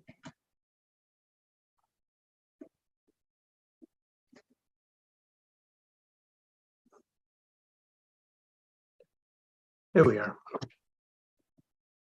Subject lands are located on Island 3490 on Georgian Bay and have an area of approximately 1.54 hectares with 641 meters of frontage on Georgian Bay. Subject lands are currently developed with a single detached dwelling, which is under construction, and are generally well vegetated with mature trees and natural ground cover.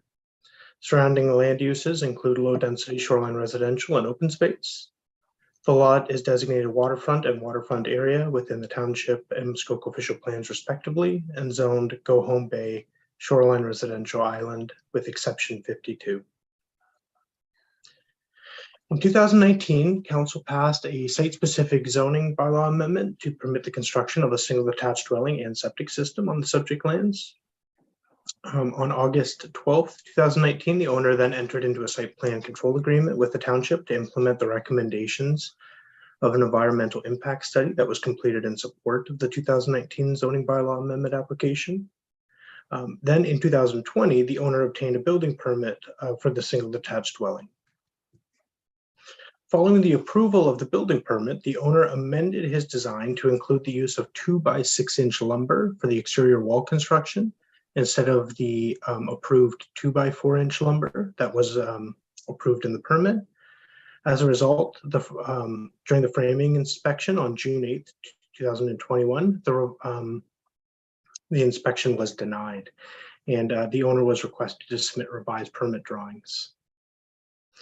The owner submitted those revised permit drawings on June 10th, 2021 to reflect the as-built 2x6-inch exterior wall construction. However, the gross floor area of the dwelling had increased from 196.2 square meters to 204.2 square meters. Accordingly, the applicant is now seeking an increase to the permitted gross floor area of a detached dwelling to 205 square meters.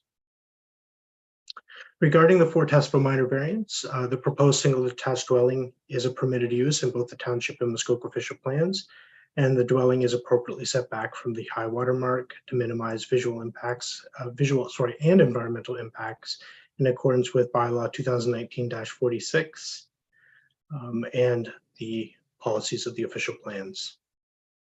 Accordingly, staff are of the opinion that the application maintains the general intent of the township and Georgia Bay official plans. A review of zoning bylaw 2014-75 and bylaw 2019-46 indicates that the proposed development complies with all applicable policies of the zoning bylaw with the exception of the requested increase to the gross floor area. As a result, staff are of the opinion that the application maintains the general intent of the township of Georgian Bay's zoning bylaw. Regarding minor variance being desirable, the proposed development is located within the development envelope identified through bylaw 2019-46 and the policies of bylaw 2014-75, which was informed by the EIS that I previously mentioned. Further, the development is appropriately set back from the high water mark, and there are ample lands between the proposed dwelling and shoreline to maintain natural vegetation, again, to mitigate visual and environmental impacts.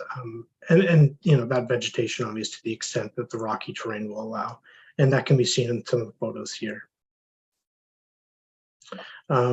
As the requested increase, the permitted footprint area is extremely small. No additional visual impacts are anticipated. Planning staff are of the opinion that the proposed minor variance is appropriate and desirable for development of the subject lands. Lastly, the applicant is really only seeking to increase the gross floor area by approximately 5 square meters. And as a result, there would be really no foreseeable visual or environmental impact resulting from the proposed increase of gross floor area. I would also note that the township sought an opinion from Hutchison Environmental Services to just ensure that the proposed increase to the gross floor area wouldn't have any environmental impacts. And it was their opinion that the proposal would not impact the natural environment in the subject area. Therefore, staff are recommending that the application be approved as the proposal appears consistent with the provisions of the PPS and meets the 4 tests for minor variance. That concludes my presentation. I'd be happy to answer any questions that committee may have. Very well, thank you very much for that. Madam Secretary, has there been any correspondence on this application? 1 letter of support was received from Emily Fells, and 1 letter of no objection was received from the Madawaska Club of Go Home Bay. Thank you. Is the applicant present, and would they like to add some additional comments from what the planners offered? Okay. Hello, can you hear me? Yes, sir. Please identify yourself, name and address, please. Yes, my name is Peter Sidgwick. I'm the owner of the property. My address is 77 Maitland Place in Toronto. I'd like to thank you, Mr. Chairman, and committee members, and I'd like to thank you for entertaining my application. I'd also like to thank the township staff, in particular, Mr. Sivrat, who was very helpful and knowledgeable with this application. I would also note we have a couple of letters, but our support from neighbors has been universally positive. As Curtis noted, there's no visual impact. We were fairly successful, as I think you can see in the picture that's there. I'm not sure if I'm looking at your picture or my picture. But if you recall the pictures of the site, the building is nicely tucked in, and we were able to keep most of the trees. Indeed, the site was made to go around trees as we could. So we're quite happy with the way it's turned out, and with this application, the roof is unchanged and the footings are unchanged. I would like to draw your attention to the letter that was received from the Madawaska Club. The Madawaska Club is the kind of local cottagers association, and they sort of do approvals of buildings, and that is not impacting people in the area. This was written by Peter Foles, who is the chair of their land use planning committee, and he made a few observations which I would just like to bring up. One was that in paragraph of F 0.5, 0.7, 0.4, 0.5 C of the official plan does permit a maximum gross floor area of 265 square meters with permission from the Committee of Adjustment. So from that perspective, this is a permissible request. And the other item I just want to note is that he goes through a few items to support that the application complies with the values, goals, and objectives of the official plan. And the lot coverage is 2.3%, whereas permitted lot coverage is 5%. And we meet all the required setbacks as it currently is. Pardon me, I have a couple of notes. I just want to say I actually feel a little badly. This seems like a very minor request, and it's occupied a lot of people's times, but I guess that I want to be in compliance with the bylaws, so that was why I brought this forward. Okay, well, thank you very much. It's Peter. Peter, thank you, Peter. Yeah, and it does seem a lot of work to go from 2x4 to 2x6, but that is the way the system works. Is there any member of the public who wish to offer any comment on this application? We have anyone online? Okay, seeing none, I'll close the public forum and bring the application before the committee for any questions or comments, and we will begin with Member Schmidt. Thank you very much. This is probably one of the ones that I didn't want to have to comment on first. What seems like potentially a minor oversight, maybe wasn't an oversight. I don't know what all went on there. Definitely this is minor in nature, but it would seem that obviously the footprint had to change from the original plan. Otherwise you would have lost interior space, not increased the lot coverage. Brought to the attention by the building department, not the applicant. I would assume this process of having to do a minor variance is enough of a cost that was added to this program for the change from the original plan. So I do support it. But anyways, it's been a long road for everybody involved by the looks of it. Okay, thank you. Member Matthews. Thank you, Mr. Chair. Obviously, I didn't get out to a site visit this time, but we have gone past your islands many times, Mr. Sidgwick, and you've done a great job of hiding the building to the topography and the forestry around it, as have a lot of your neighbors. So I would support it. It's unfortunate it's 5 square meters, but I also sort of echo Mr. Schmidt's comment. If you use 2x6 instead of 2x4, your interior would actually shrink and not grow. So somehow the foundations must have been slightly larger than what was originally planned would be my only comment, but I would support the application. Okay, thank you, Member Matthews. And Member Jarvis, please.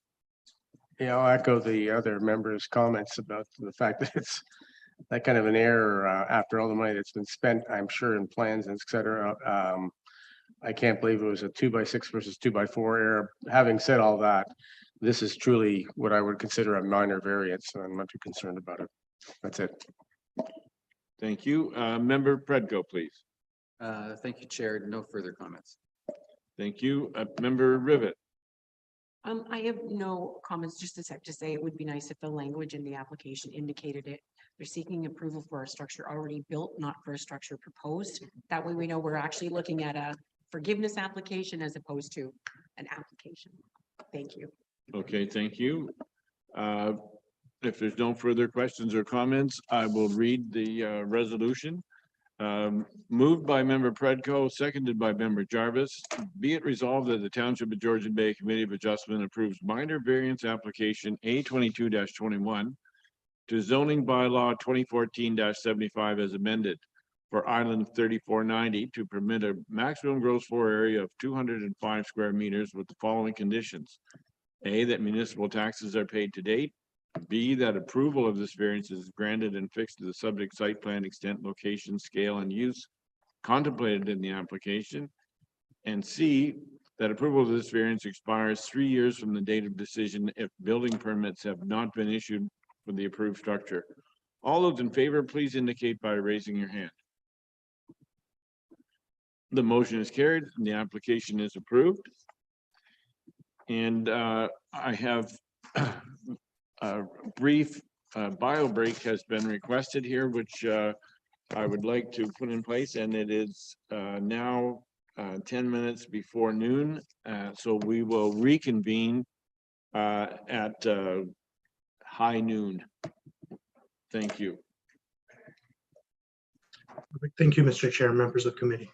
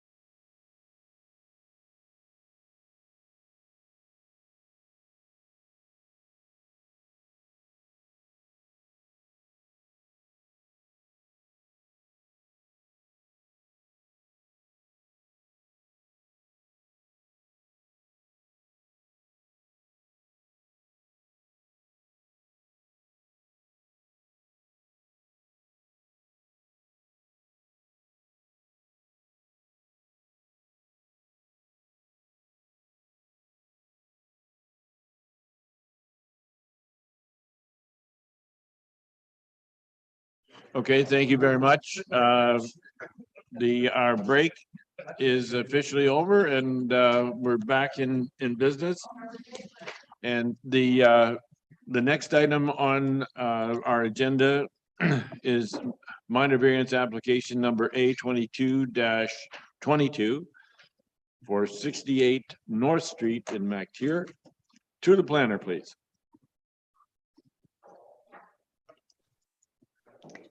Good morning. I'll just share my screen here. Or good afternoon at this point. We've just hit that point. Okay, are you able to see my slides here? Yes, we can see you. Or your Thank you for slides. confirming, Chair. Yep. Great. So I'll be presenting application A2222.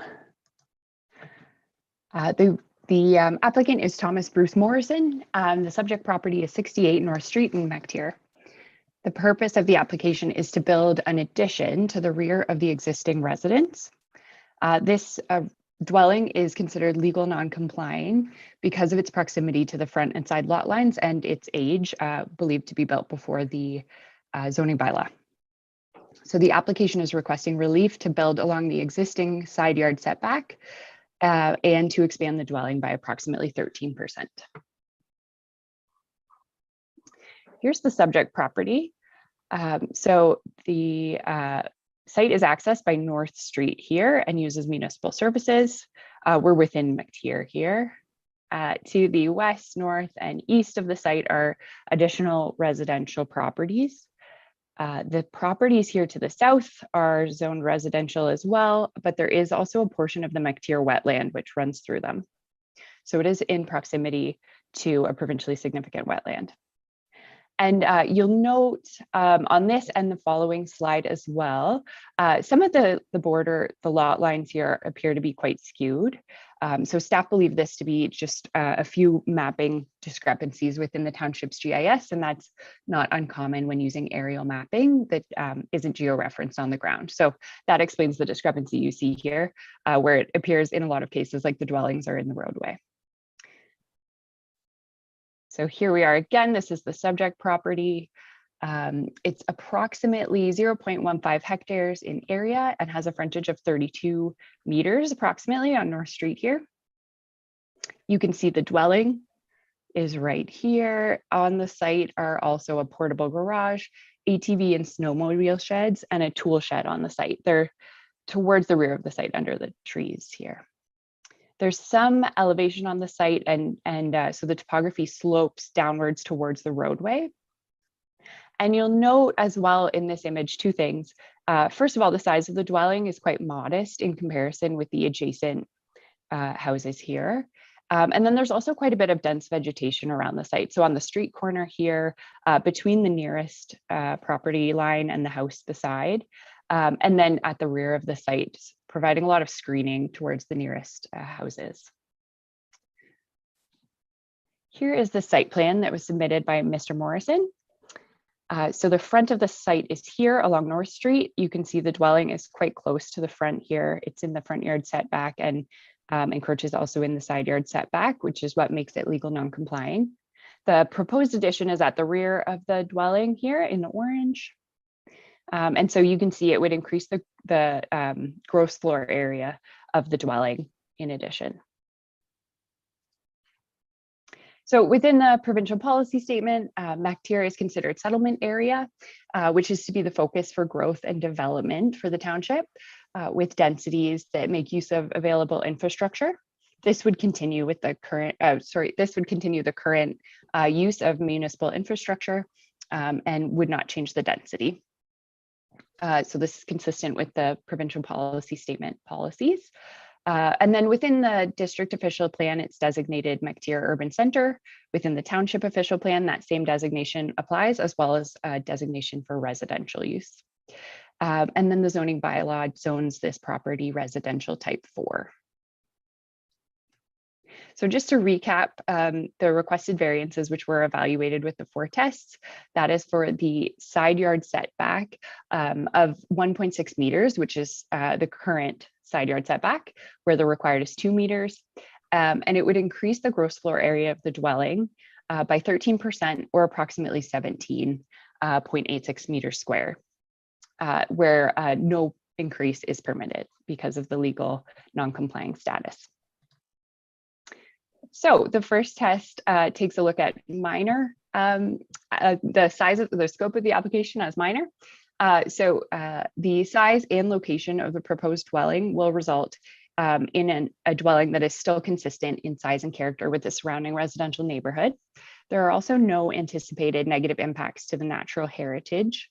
The proposed expansion requires no changes to the location or yard setbacks of the dwelling or any other accessory structures, and it will also result in minimal site disturbance. So staff are of the opinion that the proposed is considered minor. And then the second test, based on review of the aerial photography that you saw, the proposed rear addition does not appear to substantially differ in size or character from the dwellings neighboring. And the parcel is also at the corner of the road. So as demonstrated, there's substantial treed areas between the dwelling and the proposed addition and neighboring houses. So there would be not a significant visual impact for neighboring residences or from the roadway as well. So that's a desirable element for maintaining the area's existing character. And then again, there will be no negative impacts foreseen with the proposed. So planning staff are of the opinion that this is appropriate and desirable development of the existing subject lands. And then we look at the district official plan first here. So the subject property is located within an intake buffer zone. And so the district was consulted on whether there was any concern with regards to drinking water. They stated no concern with water intake or any other concerns with the proposed. And then the district official plan also takes into account lands within 120 meters of a provincially significant wetland.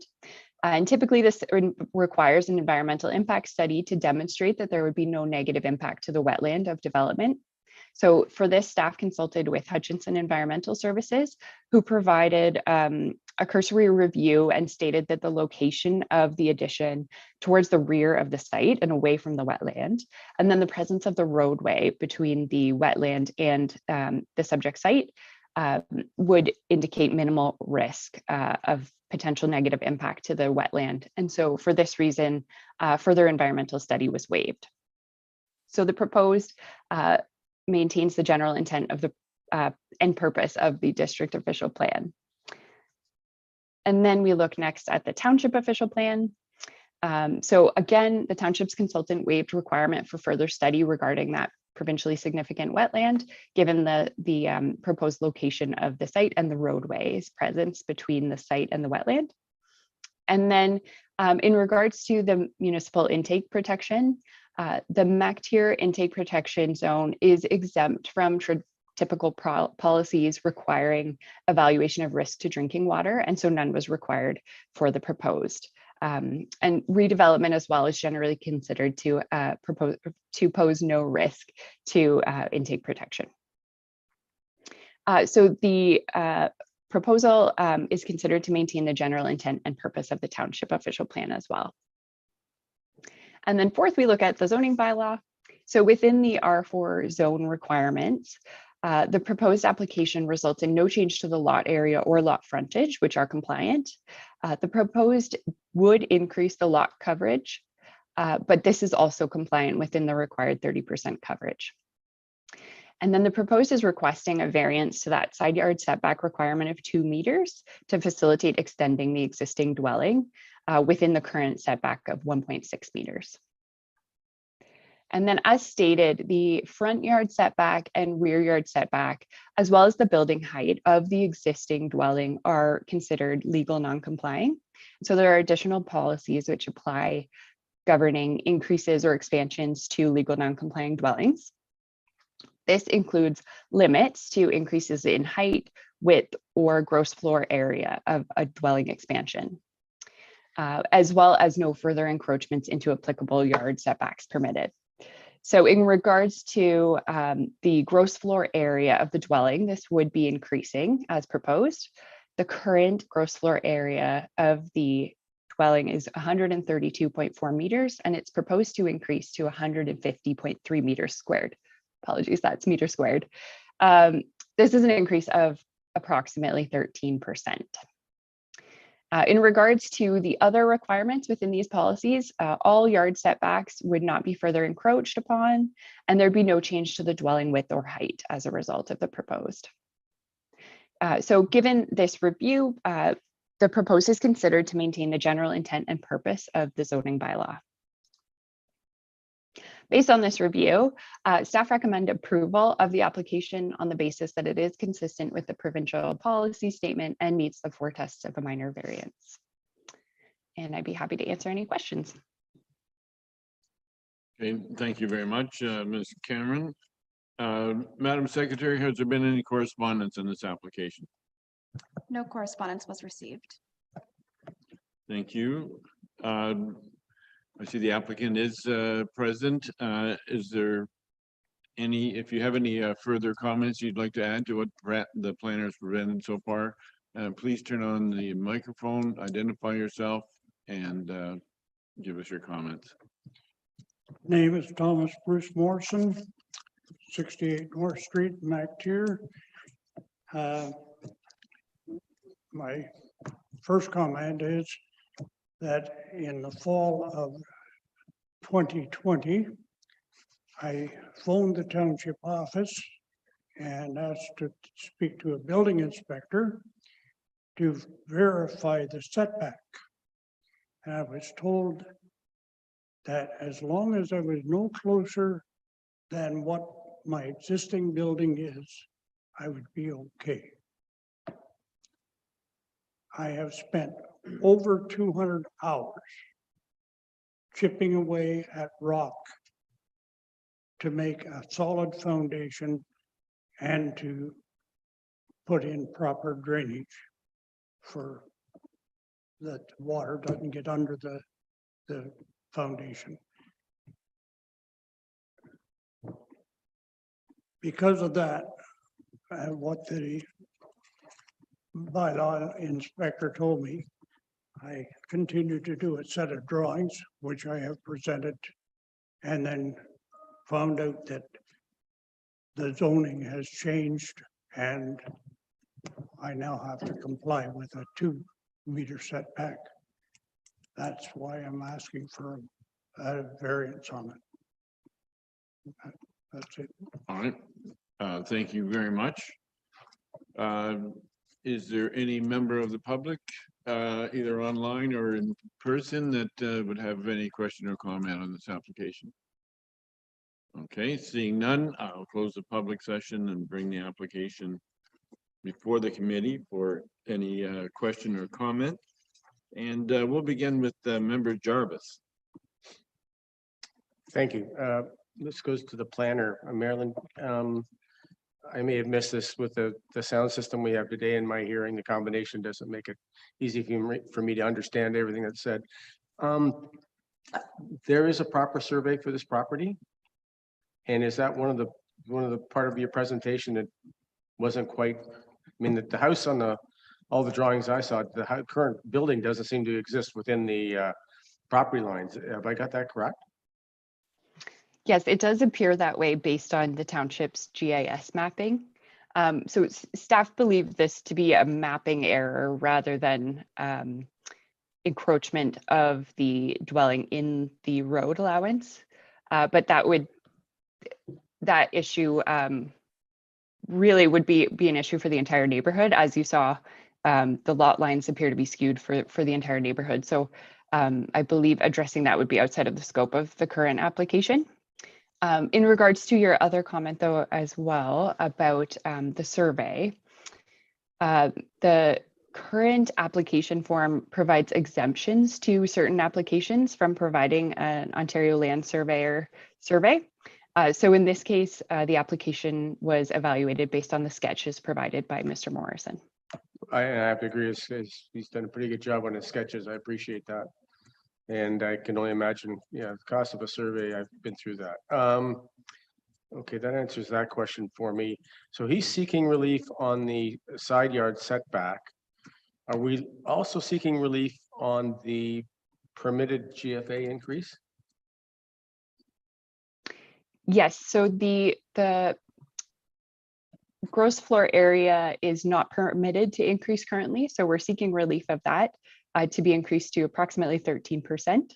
And then this would also recognize that existing side yard setback relief of 1.6 meters in the process.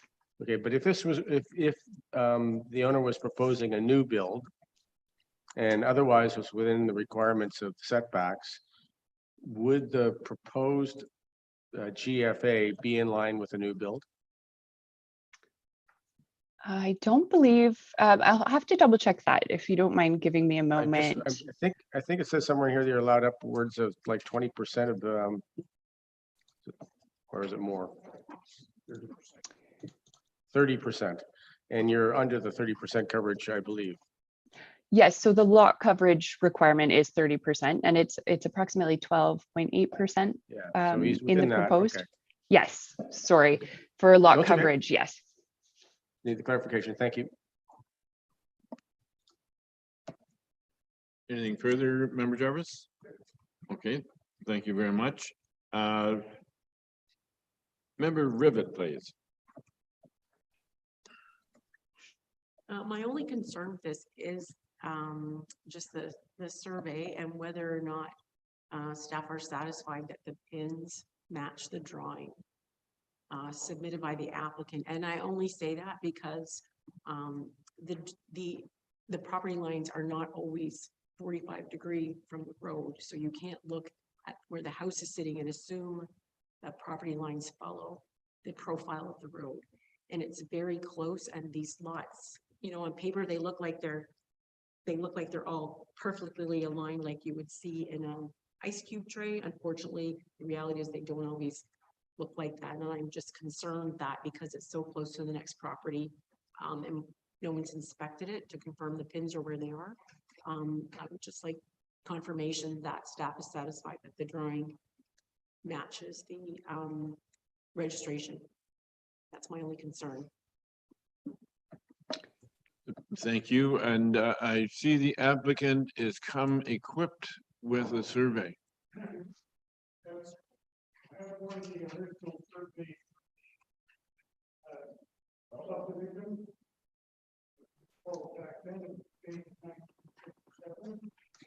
On it are boundaries, trees, and dimensions. Oh, yeah, I'm sorry, your microphone's not on. Would you mind? Yeah. For the people watching online. Yeah, It's, yeah, it's still not on. There you go. There. This is a survey from 1957 showing the whole subdivision, and on it are the boundaries, giving the directions like north 68 degrees, 53 minutes east, and the side boundaries are north 21 degrees, 5 minutes, 30 degrees west. Those dimensions are exactly what's on the drawing that is on your computer, I believe. It's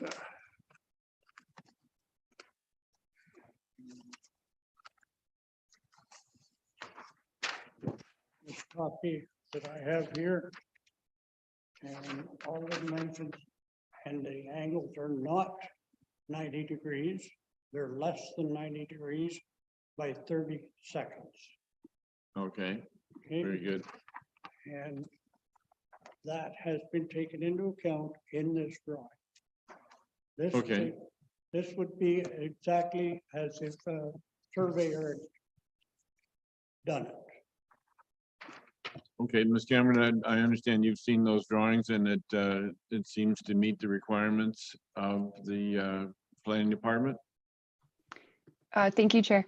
I have not seen the survey that Mr. Morrison is referencing currently, but per the Planning Act requirements through Ontario Regulation 296, A survey is not required. And so I've made my assessment here based on the basis of the sketch provided, which did meet the requirements of the Planning Act.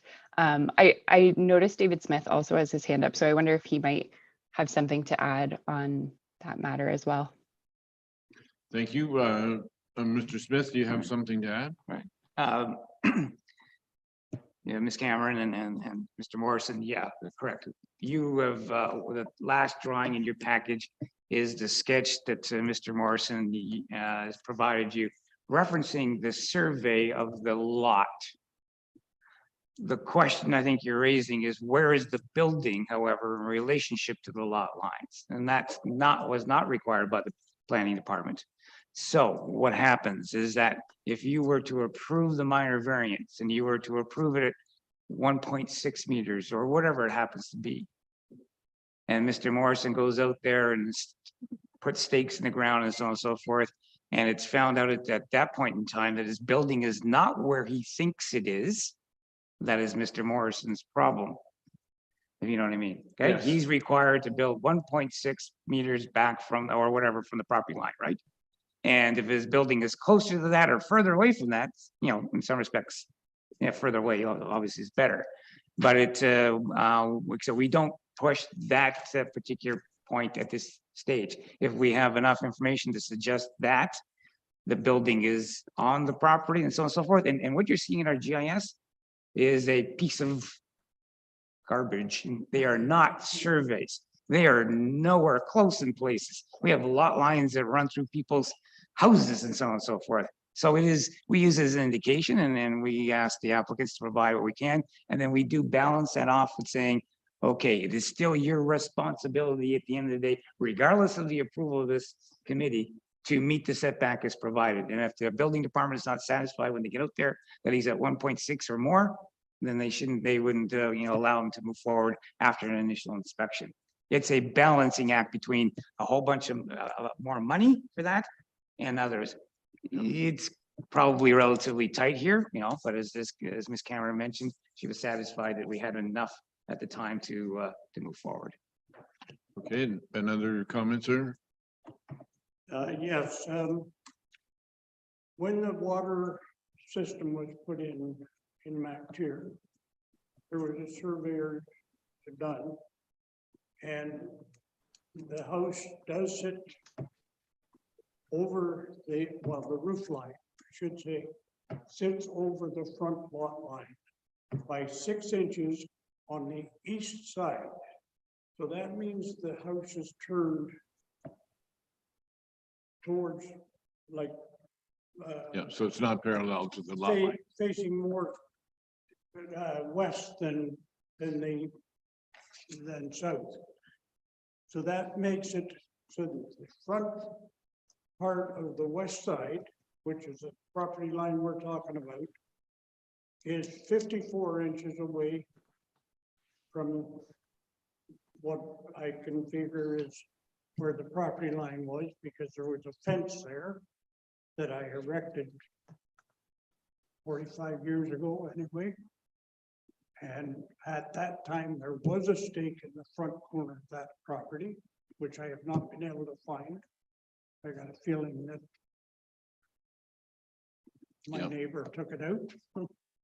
Okay, and I just want to help you out a little bit here in that you understand from what Mr. Smith said, that you've submitted a drawing that shows the location of your property on the lot, and any approvals that you get going forward are based on the dimensions that are shown there. So the responsibility is yours to ensure that those are correct, and that when a building inspector or someone from the township comes by to do a final inspection, that you're within those drawings. So if you're comfortable with that, then I think we've covered that fairly well. Very comfortable. All right, perfect. Then we'll move on. And just one other. I'm sorry. Yeah. There was a variance made when Kennedy was mayor to allow the 6-inch overhang on the roof, which is a 2-inch or 2-foot overhang. If this building application goes ahead, it will be shortened Okay, so that it's not over. thank you.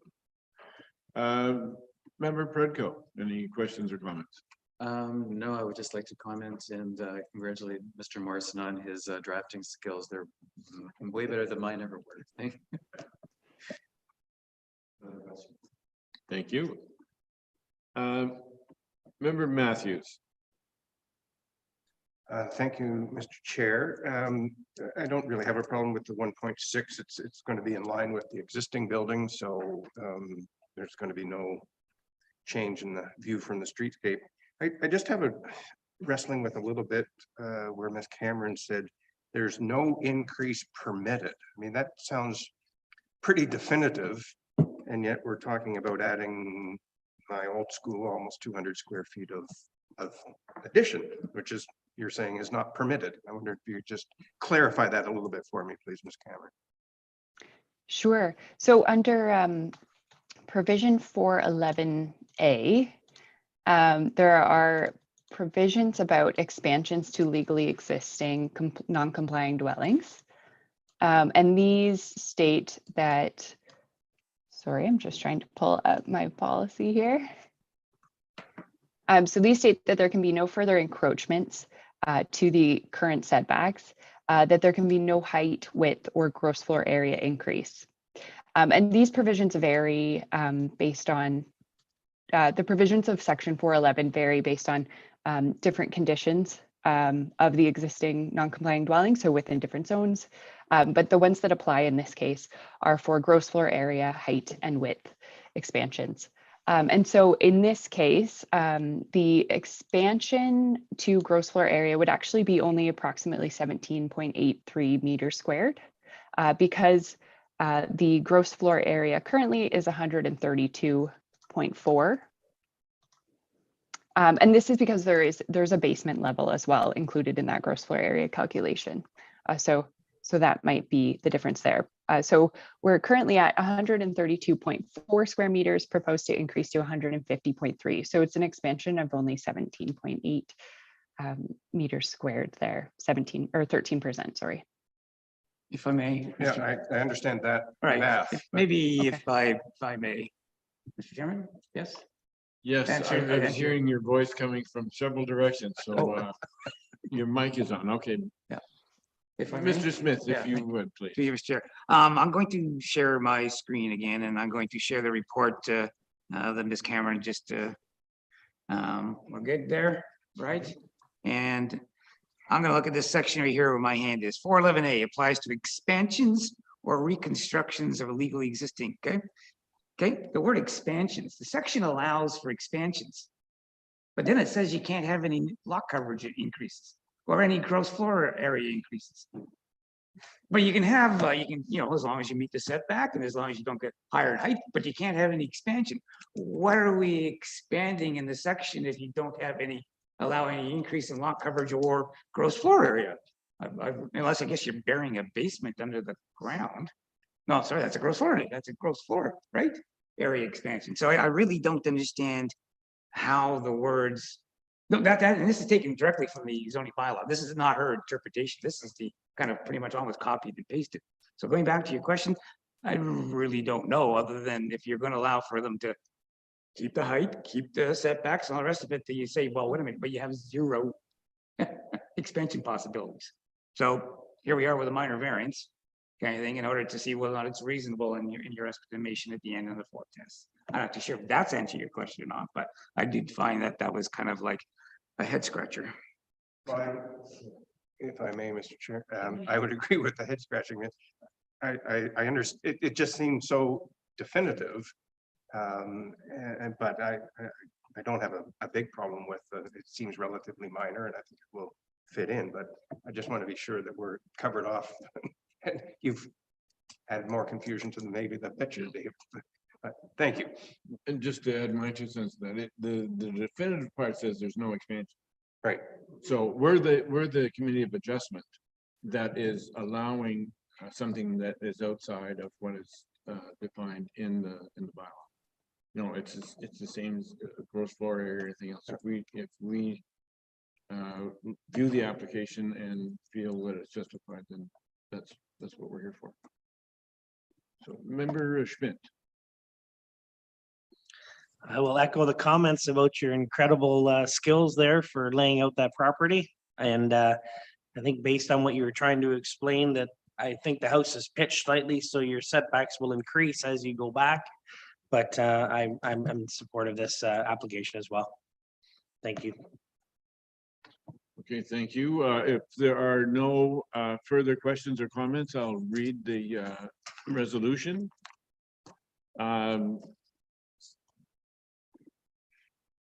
Oh, there's a hand up there from, and the hand went down. Okay, so seeing no questions or concerns, I will read the resolution. It's moved by Member Matthews and seconded by Member Schmidt. Be it resolved that the Township of Georgian Bay Committee of Adjustment receives Development Services Report 2023-40 and recommends approval for minor variance application A22-22 to zoning bylaw 2014-75 as amended for 68 North Street, Mac Tier, to permit the construction of addition to an existing dwelling with the following conditions. 1, that municipal taxes are paid to date. B, that approval of this variance is granted and fixed to the subject site plan extent, location, scale, and use contemplated in the application. And C, that approval of this variance expires 3 years from the date of decision if building permits have not been issued for the approved structure. All those in favor, please indicate by raising your hand. Thank you. The motion is carried. The resolution is approved. Sure. And I have one more resolution before we close our meeting for today. Moved by Member Rivet, seconded by Member Predko. Be it resolved that the Township of Georgian Bay Committee of Adjustment does now adjourn at 12:35 p.m. until April 14th, 2023 at 10 a.m. or the call of the chair. All those in favor, please signify by raising your hand. Thank you. The motion is carried and the meeting is over.